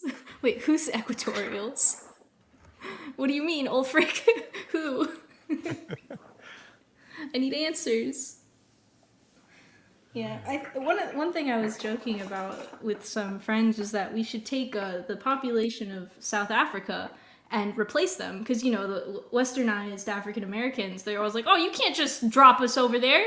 Like, it's a bunch of dirt huts. It's like, well, it'd be sad for this, South African Boers, for example, but at least the westernized African Americans can't complain they're gonna get dirt huts. We should just do a trade. I'm so sad for so many people. Yeah. It's just grim. Everything is just, the future looks grim, man. I don't know what you guys are talking about. Things are fine. Oh, no. Is this your politician coming out? Trust me, everybody. Everything is under control, and we're monitoring the situation. It'll all be okay. Just consume. To go back to AI though, to go all the way back to that, I was thinking of like image recognition AI stuff. Like they're worried about how a lot of image recognition, you know how like AI was thinking black people were gorillas. So they had to make all the AI think it's more wrong than it is when it's, you know, it looks at George Floyd and is like, that's a gorilla. So it's like the same way that like human liberals are kind of trained to avoid certain types of pattern recognition. Like, you know, the bot has to become retarded because its pattern matching abilities are being inhibited. So there's just all sorts of Johannes from Beauregard specifically. I suggested that to him, and he seemed to take it as an insult. Well, I'm yeah, sorry. I remember him going on a rant about that on one of his shows. He was quite passionate about that. I understand. Like that's what I mean. It's happening right now, though, that the white South Africans are being replaced and killed. Quite frankly, so it's like I understand why it's their country and it'd be sad for them to lose their land. I mean, like we have to learn how to adapt, though. You know, adapt to the changing landscape. Well, I think we're some of the most adaptable people, right? Arguably, if you put us anywhere, like we can actually create and build. We don't really destroy, not like them. Yeah. I think some people are kind of don't want to adapt or to the changing landscape, though. I think a lot of people in our boat it's sad. maybe have unrealistic expectations about what's possible for our future, but I think I think we'll come out through this, you know. We just have to learn how to play with the hands we've been dealt, you know. Well, I don't want to. I want action. I just think I should be president. I'd make a lot of great things happen. Yeah, I've heard some of your policies. Oh yeah, I have great policy. Well, if you're ever looking to run. Yeah, we need an autistic woman as president. Hey, I'm not actually autistic. How autistic are you, though? How autistic are you? I'm not. Like it's not a diagnosis. I don't have papers. It's thrown at me, and I just have to roll with it. I live a cursed existence. No, I'm not autistic. I refuse. I refuse. Do you happen to have a fascination with, say, trains or no other such? Okay, I was just asking that it wasn't. No. I didn't want to be assumptive. No, I don't care about trains, and I don't. Okay. My only obsession, I guess, is embroidery. If that's autistic. Okay. And murderous rage for nepo babies. Yeah. Well, I mean, I have murderous rage for a lot of different things. Pretty much everything. You know? It really resonated with me earlier when Tim said, you know, it's really easy to kill people. Really humans are pretty fragile, is what I meant. I didn't mean to be so morbid about it. You're not speaking from experience? Is that No, I'm not. I mean, the movies make it seem pretty easy. Yeah, people die way too easily in movies. I'd say it's about on par for humanity. Very fragile, like he said. And Tim, are you afraid of those? You know what I was talking about. I don't remember is it Boston Robotics making the spooky dog? They look. I talked about it on a lot of live streams. I think those particular dogs, how they make those dogs, is pretty much it's like they're going out of their way to make them scary as hell. You think so? They're very insect-like and creepy to me. Yeah, they do move rather unsettlingly. And you know, I don't know if you've ever seen Black Mirror. It's a series about how like technology bad, evil, which, you know, maybe it is. But one of the episodes is specifically like one of those dog things, and they have like a gun on top of them, and they just go around killing people, basically. Right. So, well, they already have them doing that on the various different battlefields. Supposedly, we've just yet to see one like go off on camera, I guess. Yeah, you're right. I don't think I've ever really I seen. think they've introduced some police forces, but that's going to be like running. I mean, I guess I wouldn't mind having one running around my neighborhood in the apocalypse that I was controlling or something. It'd be a lot safer than running. In the Tim Burton, the Tim Murdock controlled apocalypse. The murder dogs. If you needed one, it might come in handy, but they are creepy as hell. John Gore says he wants to see one chase a postman. Yeah, I agree. Let's have the gun dog chase a postman. Good thought. When we get like holographic postmen been chased by murder dogs. That's our future. Yeah. I'm so glad that Prometheus could get us on the subject of murderous AI, or the potential of murderous AI. I mean, it's there. It's definitely there. Drones, for instance, but I really hope we don't have the case where we can't tell these synthetic humanoids from humans, and then they go where they doing pass terrible things. the Turing test. We find out that whole presidential candidates and certain presidents we've already had are actually AI running simulations. You know, what was that movie Westworld? I'm sorry, it was like an HBO or Cinemax series. Yes, I've seen. yeah. I saw part of it because with my internet package, I get like a free. I don't know what it is, a free movie channel. You can watch it on like Amazon Prime or whatever, you know, Amazon Fire Stick. And I remember seeing parts of that where they have realistic AI and they're using these AI, these people, these AI that look very realistic in these particular, what do you call that? It's like, I guess like fantasies and entertainment / fantasy. Like a theme park, essentially. Yeah, it's like a Western theme park where you can rape and kill and everything else, these AI. Yeah, the hosts are programmed to fulfill the guest's every desire and will engage in and be subjected to every kind of violent and or sexual activity. But the host's programming makes it impossible for them to harm any living thing or allow the guests to be harmed. Yikes. But I'm going to guess, though, that going forward, these hosts don't always do that. Maybe. I'm not sure. I haven't seen all of it either. Yeah. Did you finish the first season? Maybe. I think so. I only watched the first season. I found it very like confusing. Like, what am I supposed to be feeling here? Yes. like, I mean, that's what Prometheus kind of made me feel. I wasn't quite certain what I was supposed to be feeling from it. Well, I think it was, like a intense kind of thriller action movie, but with philosophical, underpinnings to it. Yeah, I guess. And I mean, when you look up, even it's like reading about it on Wikipedia, it says the central theme concerns the eponymous titan of Greek mythology who defies the gods and gives humanity the gift of fire. Huh. Yeah, okay, yeah. See, and there's this thing here where it says that we're supposed to have an engineer that was supposed to be Jesus Christ, I guess. Technically. Something like that. Yeah, so would you kind of put that in the sort of subversive category of like these are like white people and the our enemies aren't really like a fan of Jesus, so to speak?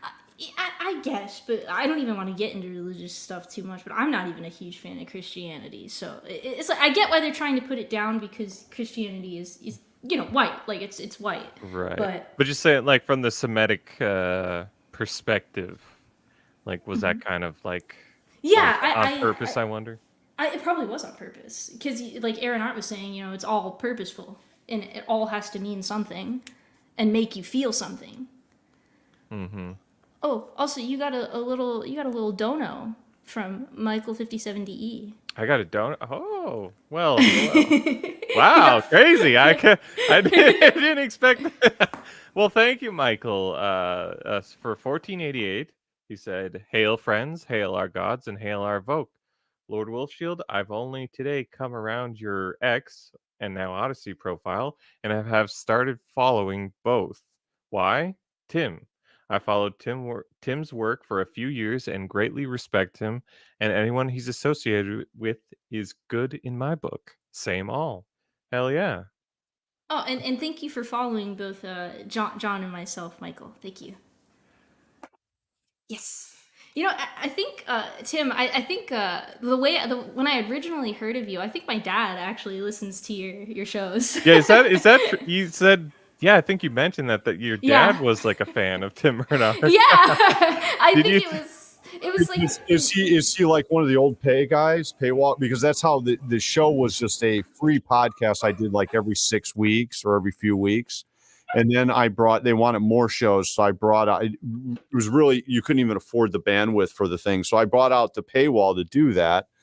It was only like $10 a month, but that was like 2011. Was he one of those guys? Is he one of the pay chads from way back in the day that's still there?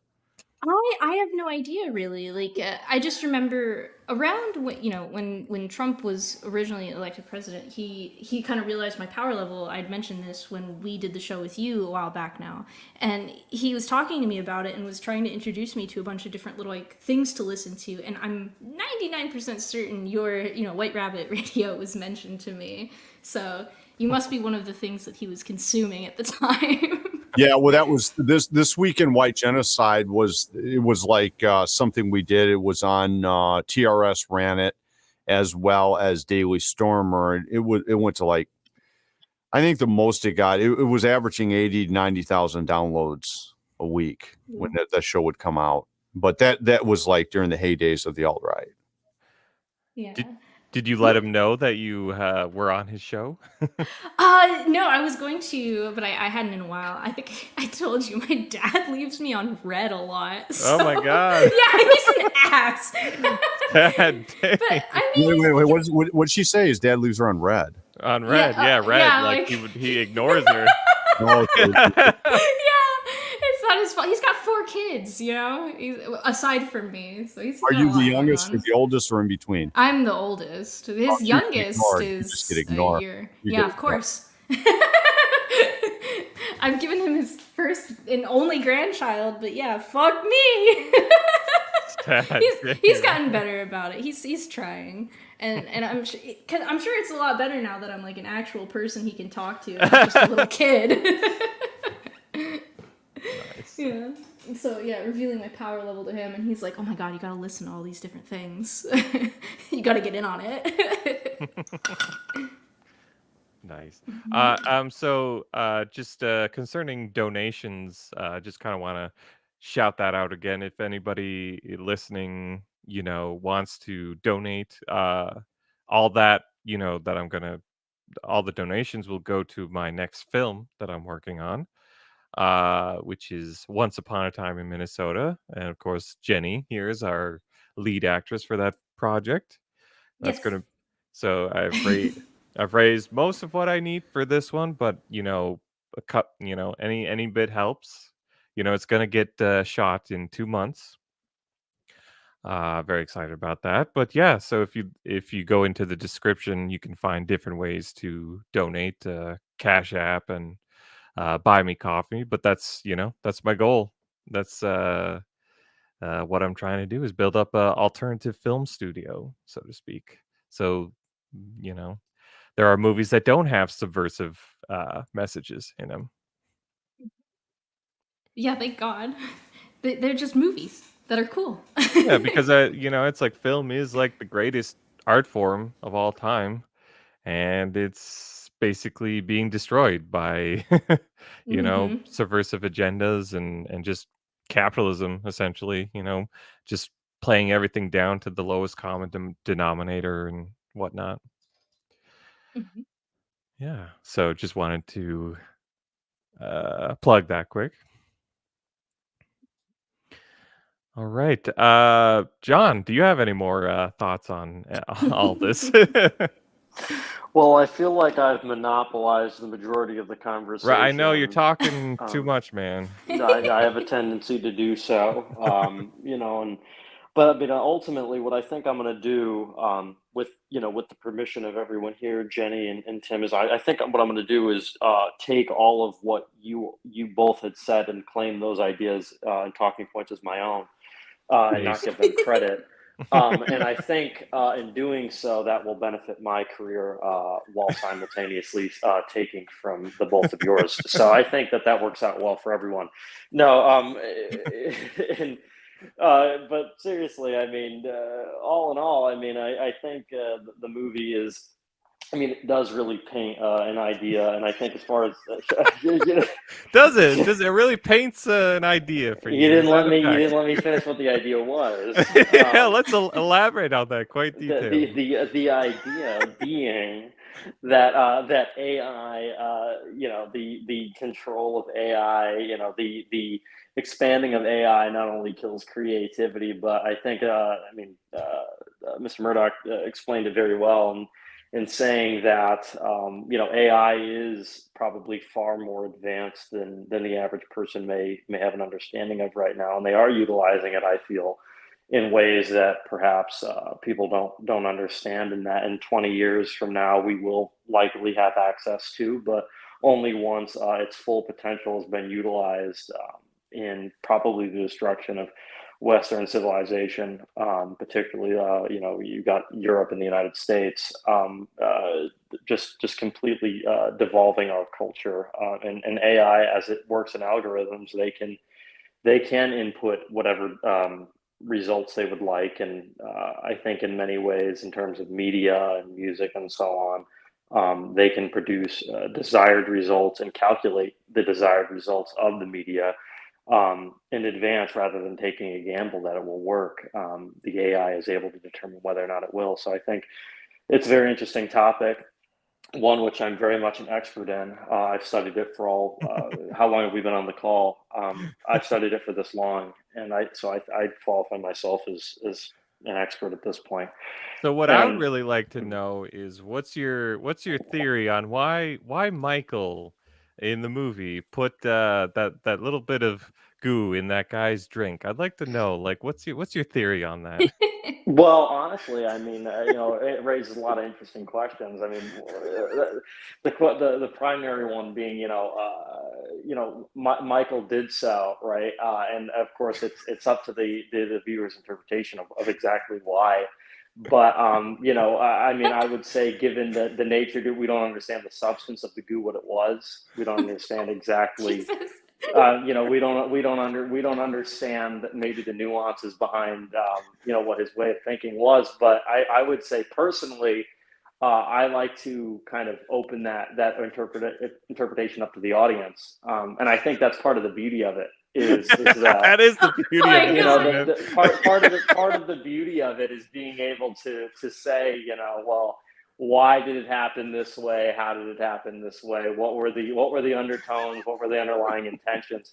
I myself like to kind of take more of a nuanced take on it, where I like to think that he had his reasons, right? And he had his reasons, and they're beyond any scope that I can possibly imagine. So I'd say that would be my answer.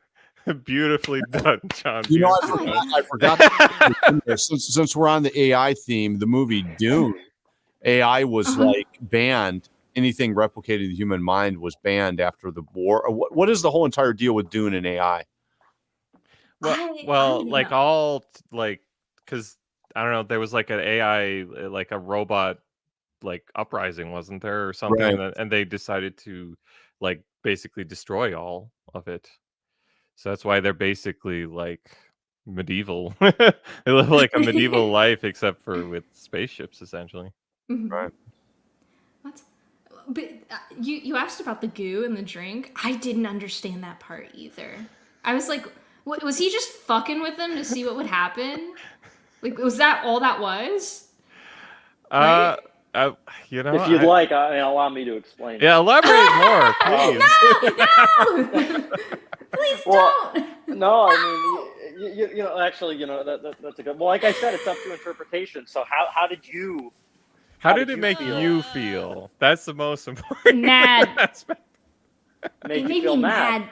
Oh, well, I concur. I think I feel that You feel part mad of the reason too. was to it was to invoke a sense of anger in the viewer, which kind of falls in line with the idea that the AI is this sort of omnipotent evil, angry being which seeks to destroy humanity. So I think, I mean, that really speaks to a very esoteric issue that I understand is going to go over a lot of people's heads. So I'm not going to go into it too much. I think my No, big please brain don't. may, no, my big brain won't be able to properly explain it to the common man. But I don't like I'll this. allow the individual to interpret it as was intended by the original creators. Excellent job, John. Never Thank you. again. Thank you. Yeah, he didn't watch the movie and doesn't. He's never even heard of Really? it. In case you didn't. Yeah, no, I'm not familiar. I don't even remember the name of it. What's the name of it again? Prometheus. I knew that. Oh, I Best just wanted movie to ever. ensure that everybody else knew what it was called. Well, I'm glad Alright. Tim picked it because that was Absolutely. a great thing to listen to out of your mouth. No, it was a brilliant film. I wanted to test his. I tried to his pick pop- something that would at least be you could have conversation several different ways. Yeah, And I think indeed so. we I did. think there was a lot of interesting conversation out of that for sure. I'm Yeah. just sad that Aaron died.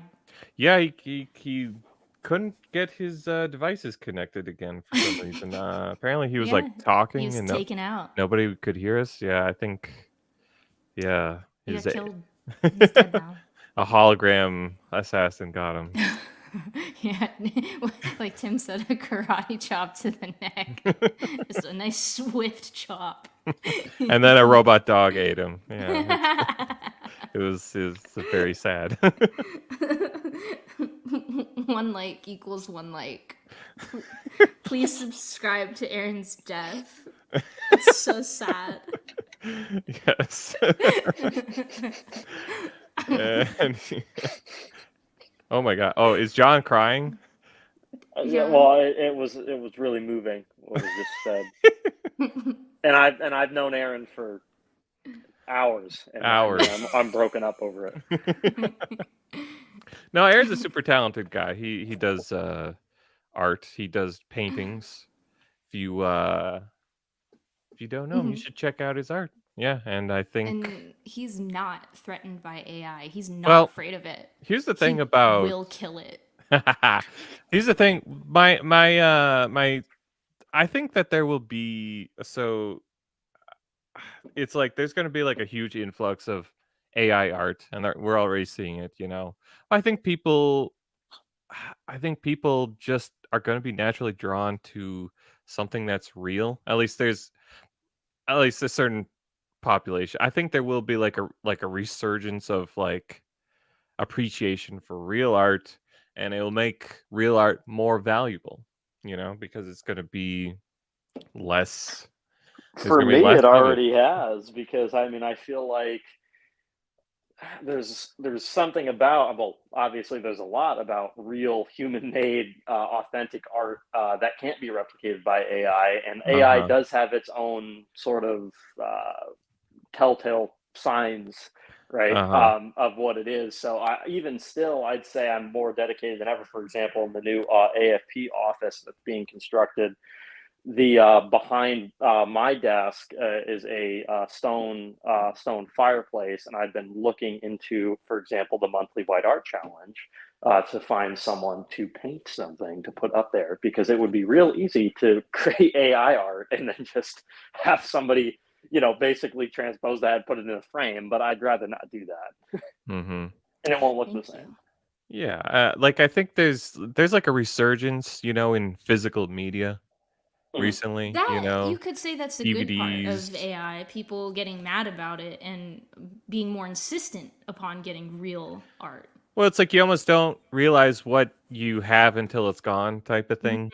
And I think once it's like people get like so overstimulated, or just like the AI art is going to be everywhere, and then like that little bit that they'll see like real art, and it'll be like, oh, like the light coming down. It's like it'll just stand out, and it'll just like you'll just gravitate to it.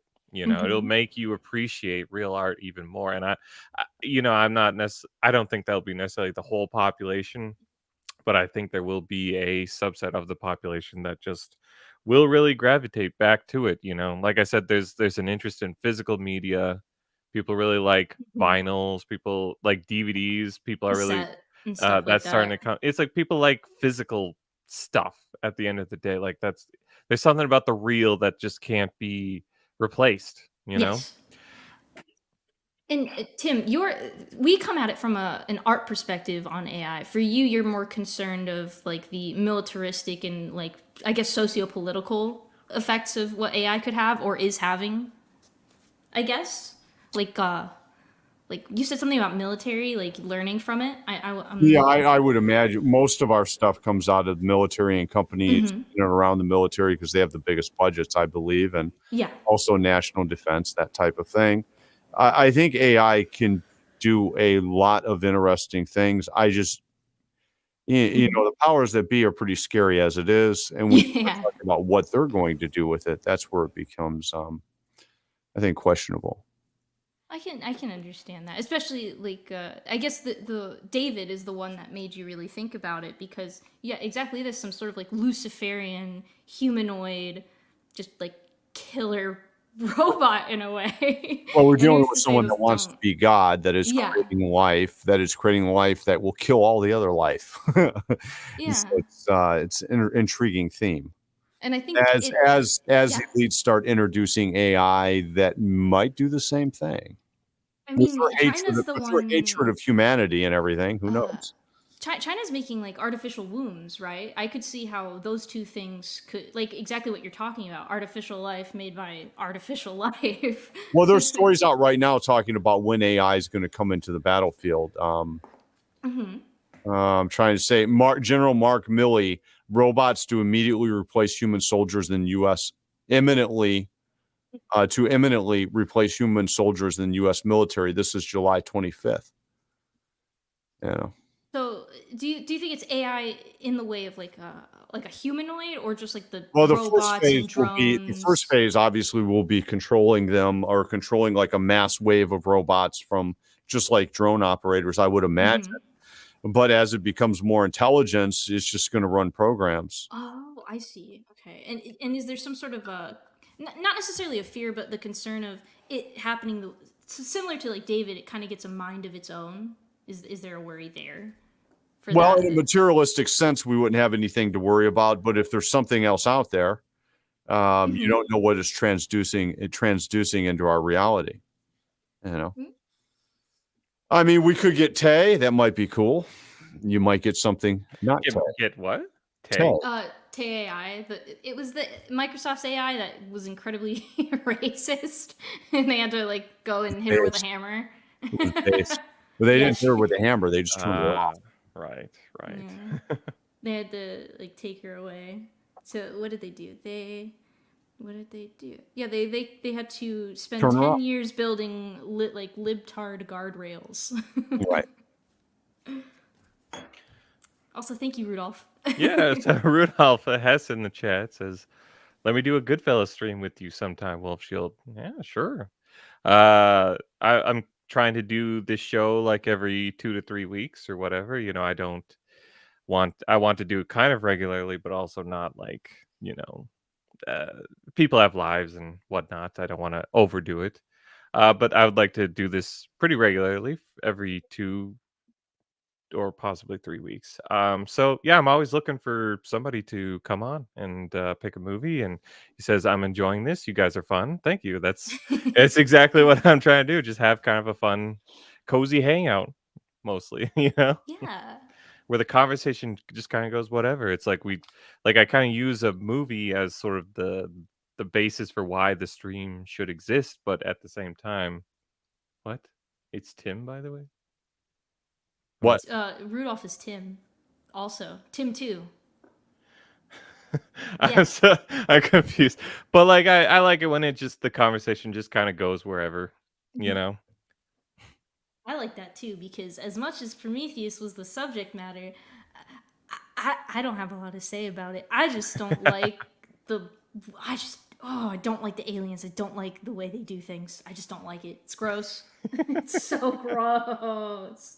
Like, I knew right away in the beginning when she was like, oh my god, the med pod, there's only 12 of these. I was like, some shit is going to happen in that pod. And it did. I mean, that was kind of the best part of the movie, though. That was super It intense. was very dramatic, yes.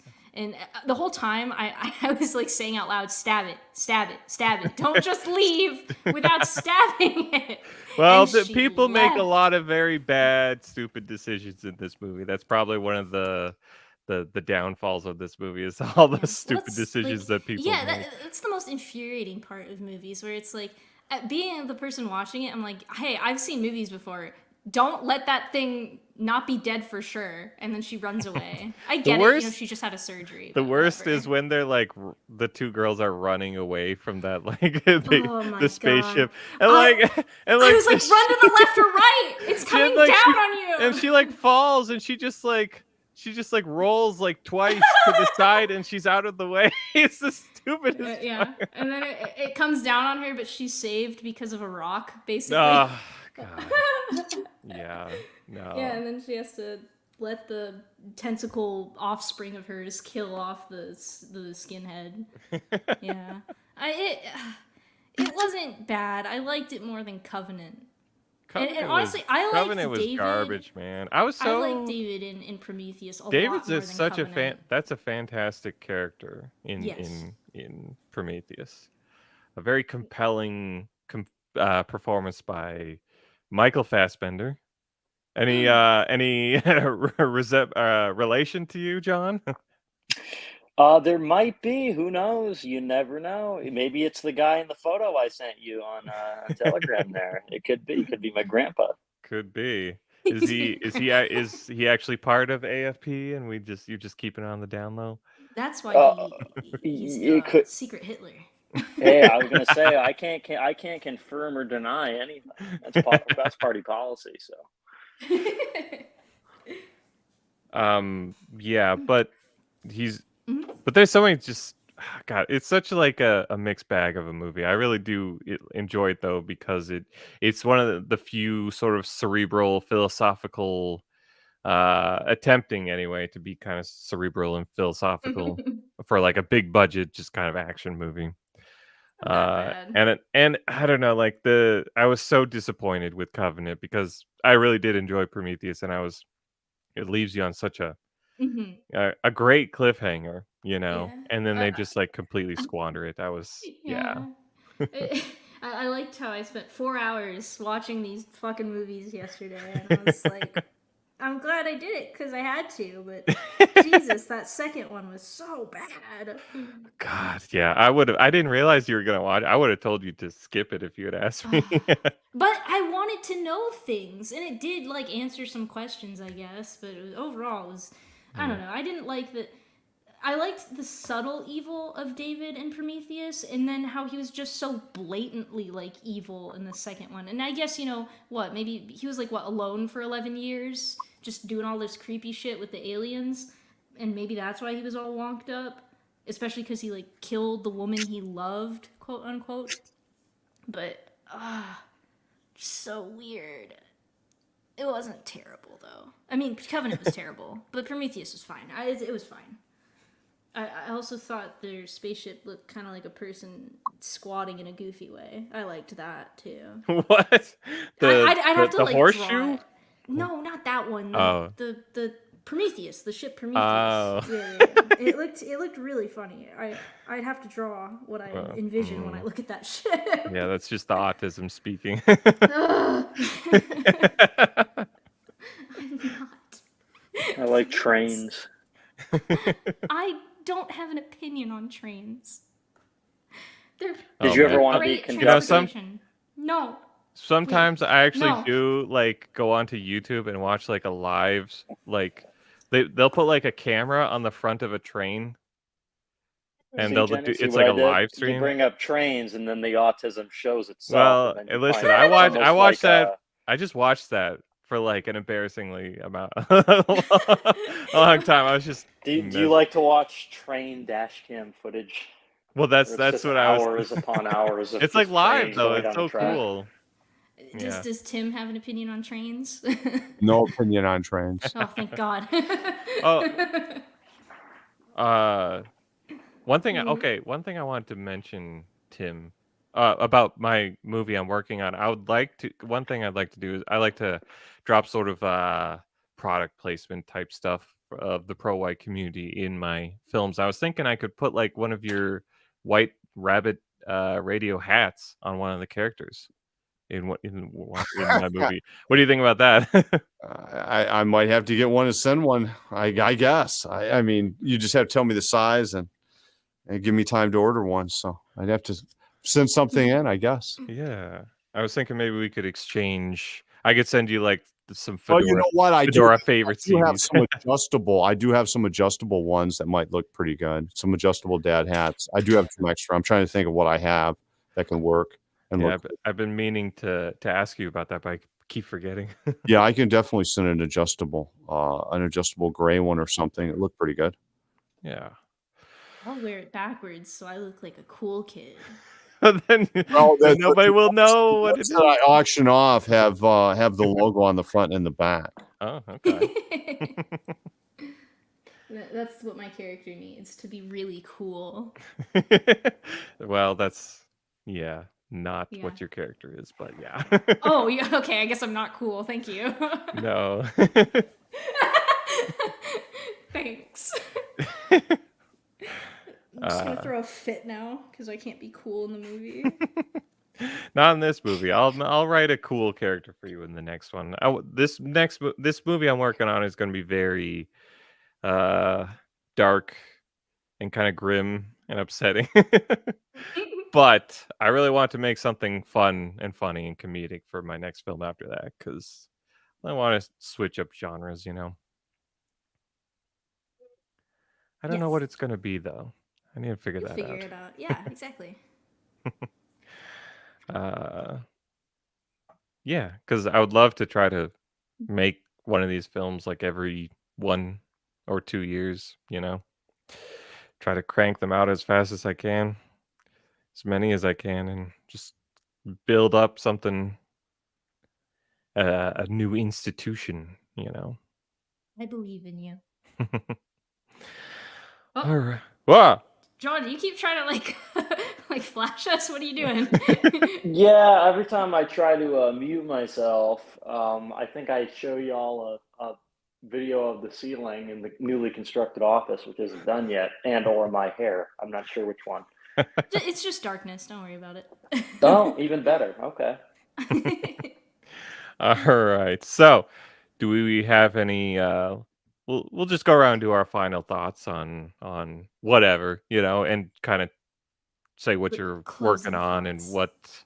what you got going on in your life. We can start with. Well, I guess we'll start with John. In my own personal life, or you're referring to? Yes, tell me all about your personal life. What did you eat today? Let's see. I was born at 3:17 a.m. April 21st, 2000. Oh no. Do you know that because you're like into astrology or something? No, I'm not particularly into astrology, but I just have it memorized at this point. I've been told it enough by my own mother. Yeah. But no, let's Well, I see. mean, like you're executive director of the AFP, right? So I don't That's know. cor- So that's like that's pretty much the only like actual legit pro-white party out there, right?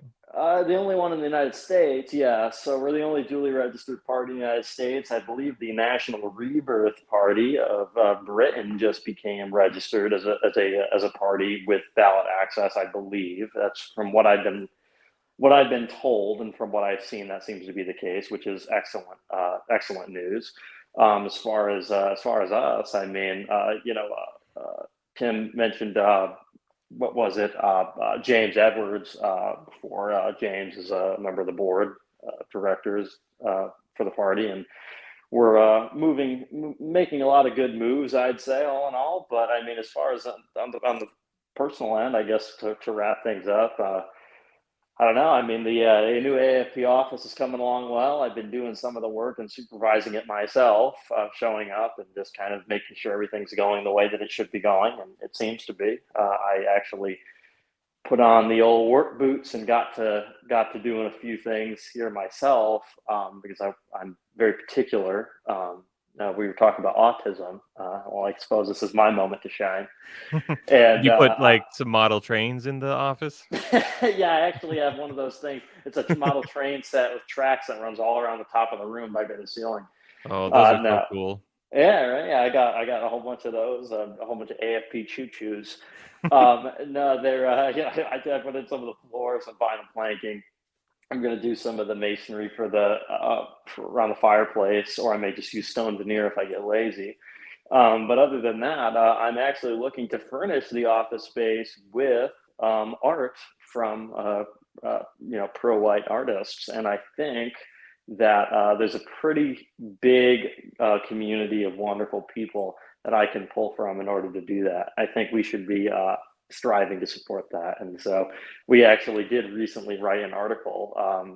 The AFP did, that is to say, regarding the monthly White Art Challenge, in which we discuss what exactly that it is, how it works roughly, and got the blessings of some of the leadership of that before posting it and then after posting it. And everything seems to be accurate and well received. I would encourage everybody to check out the MLAC community on Telegram.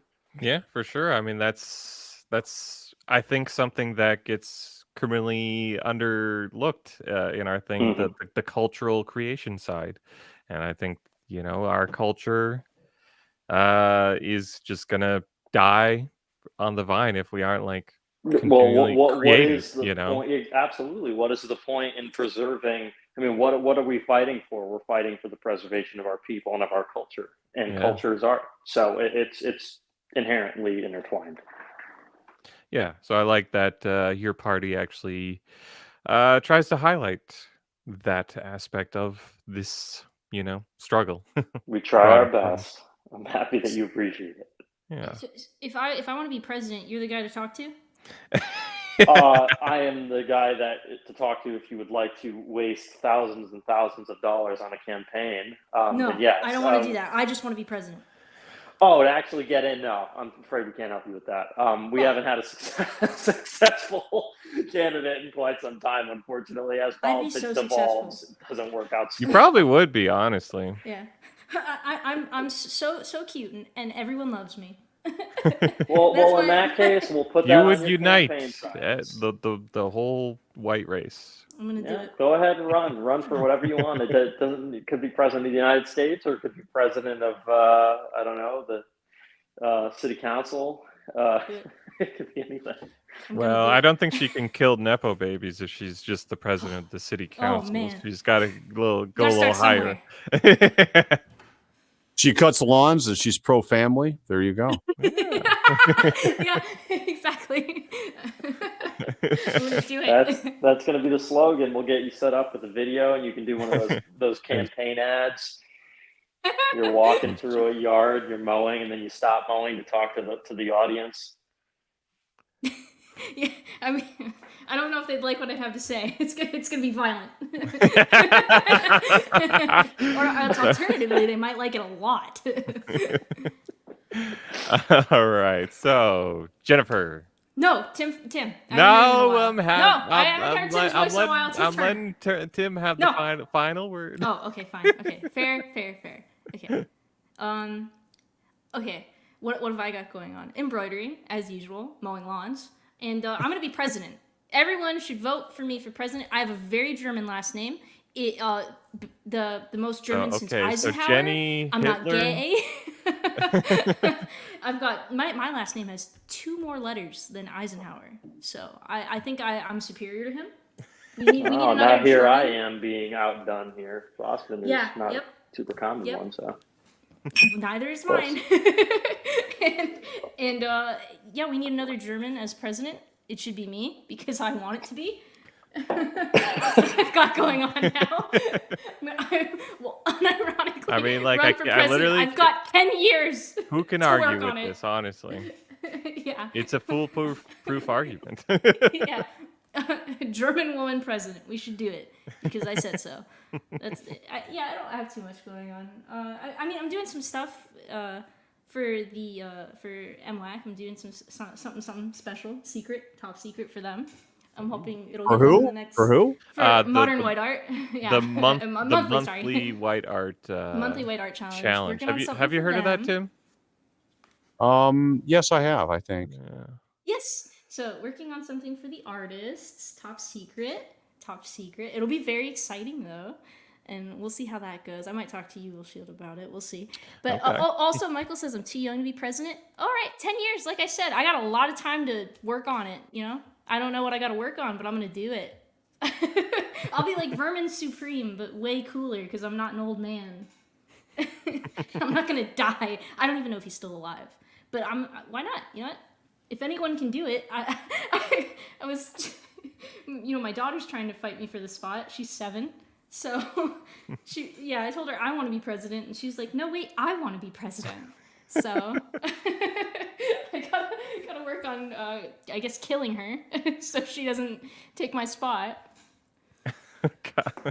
Well, you can just set up a monarchy. She'll be the princess for until you get killed by her, and then she'll be queen.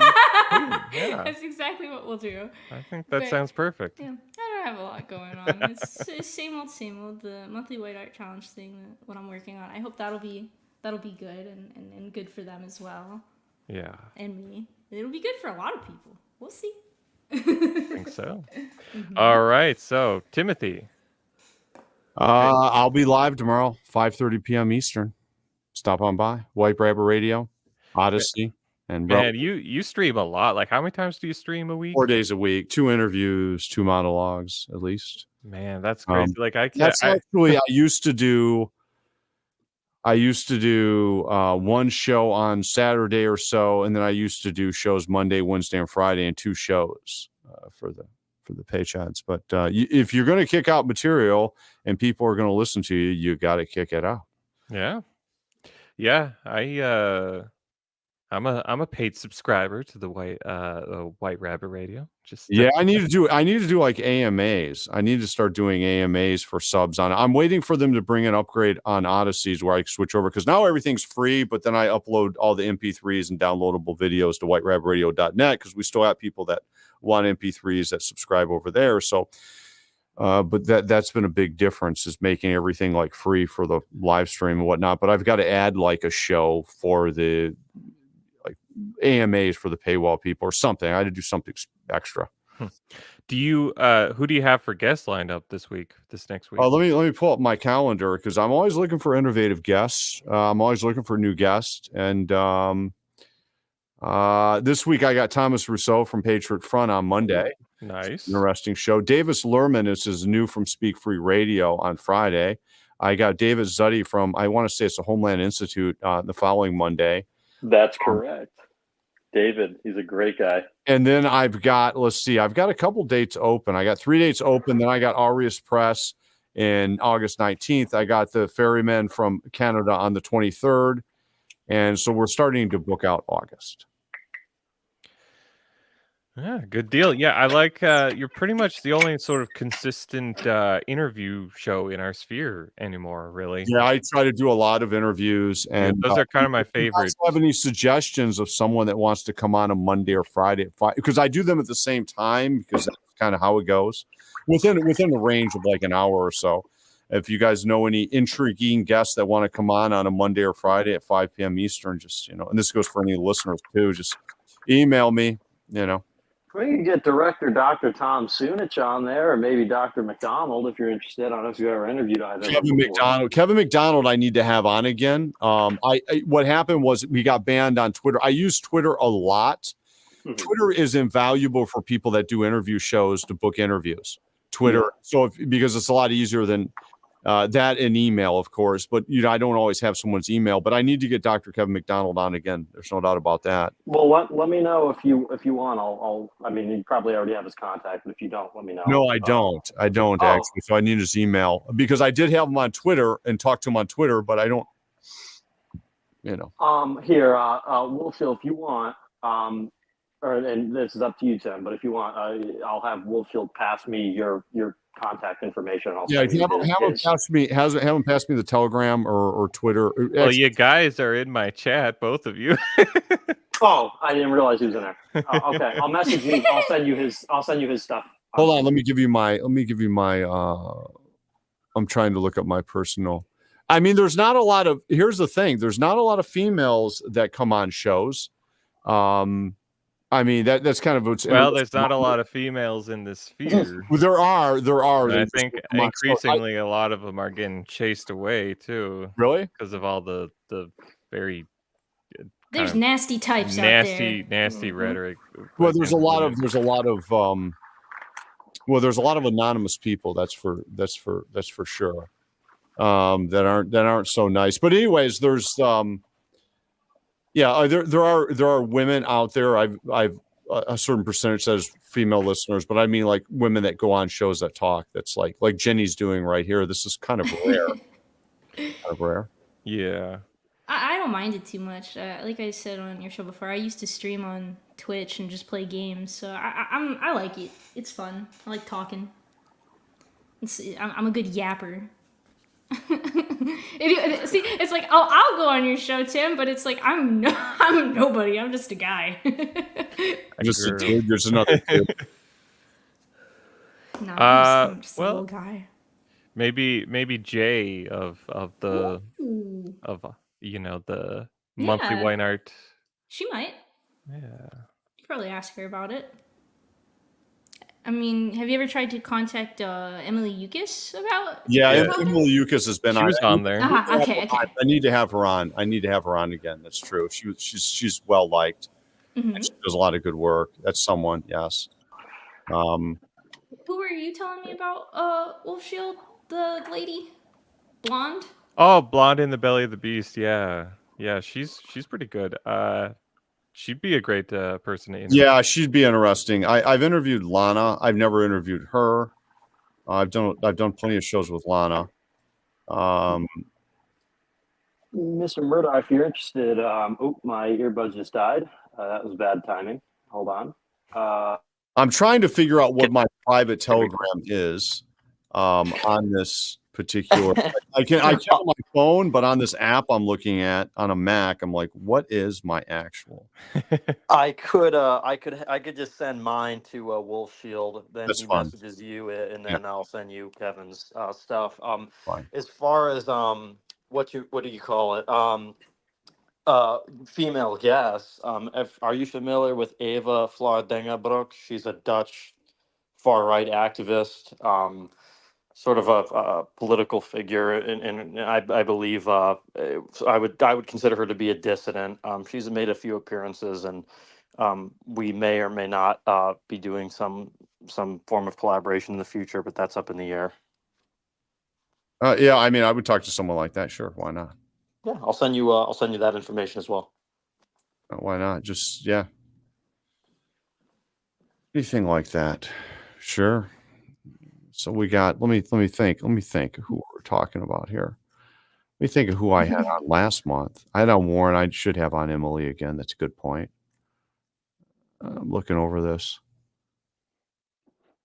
All right. Okay. Anything else? I think that should be about it. I think this was a very fun show. Thank you so much for coming on, man. Well, thank you for having me, of course. Thanks for inviting me on. And it was good to meet all you guys. It was a pleasure. Yeah. All righty. Well, I think we'll just close this out then. So, as they say in Canada, peace out. Cheers. Yay.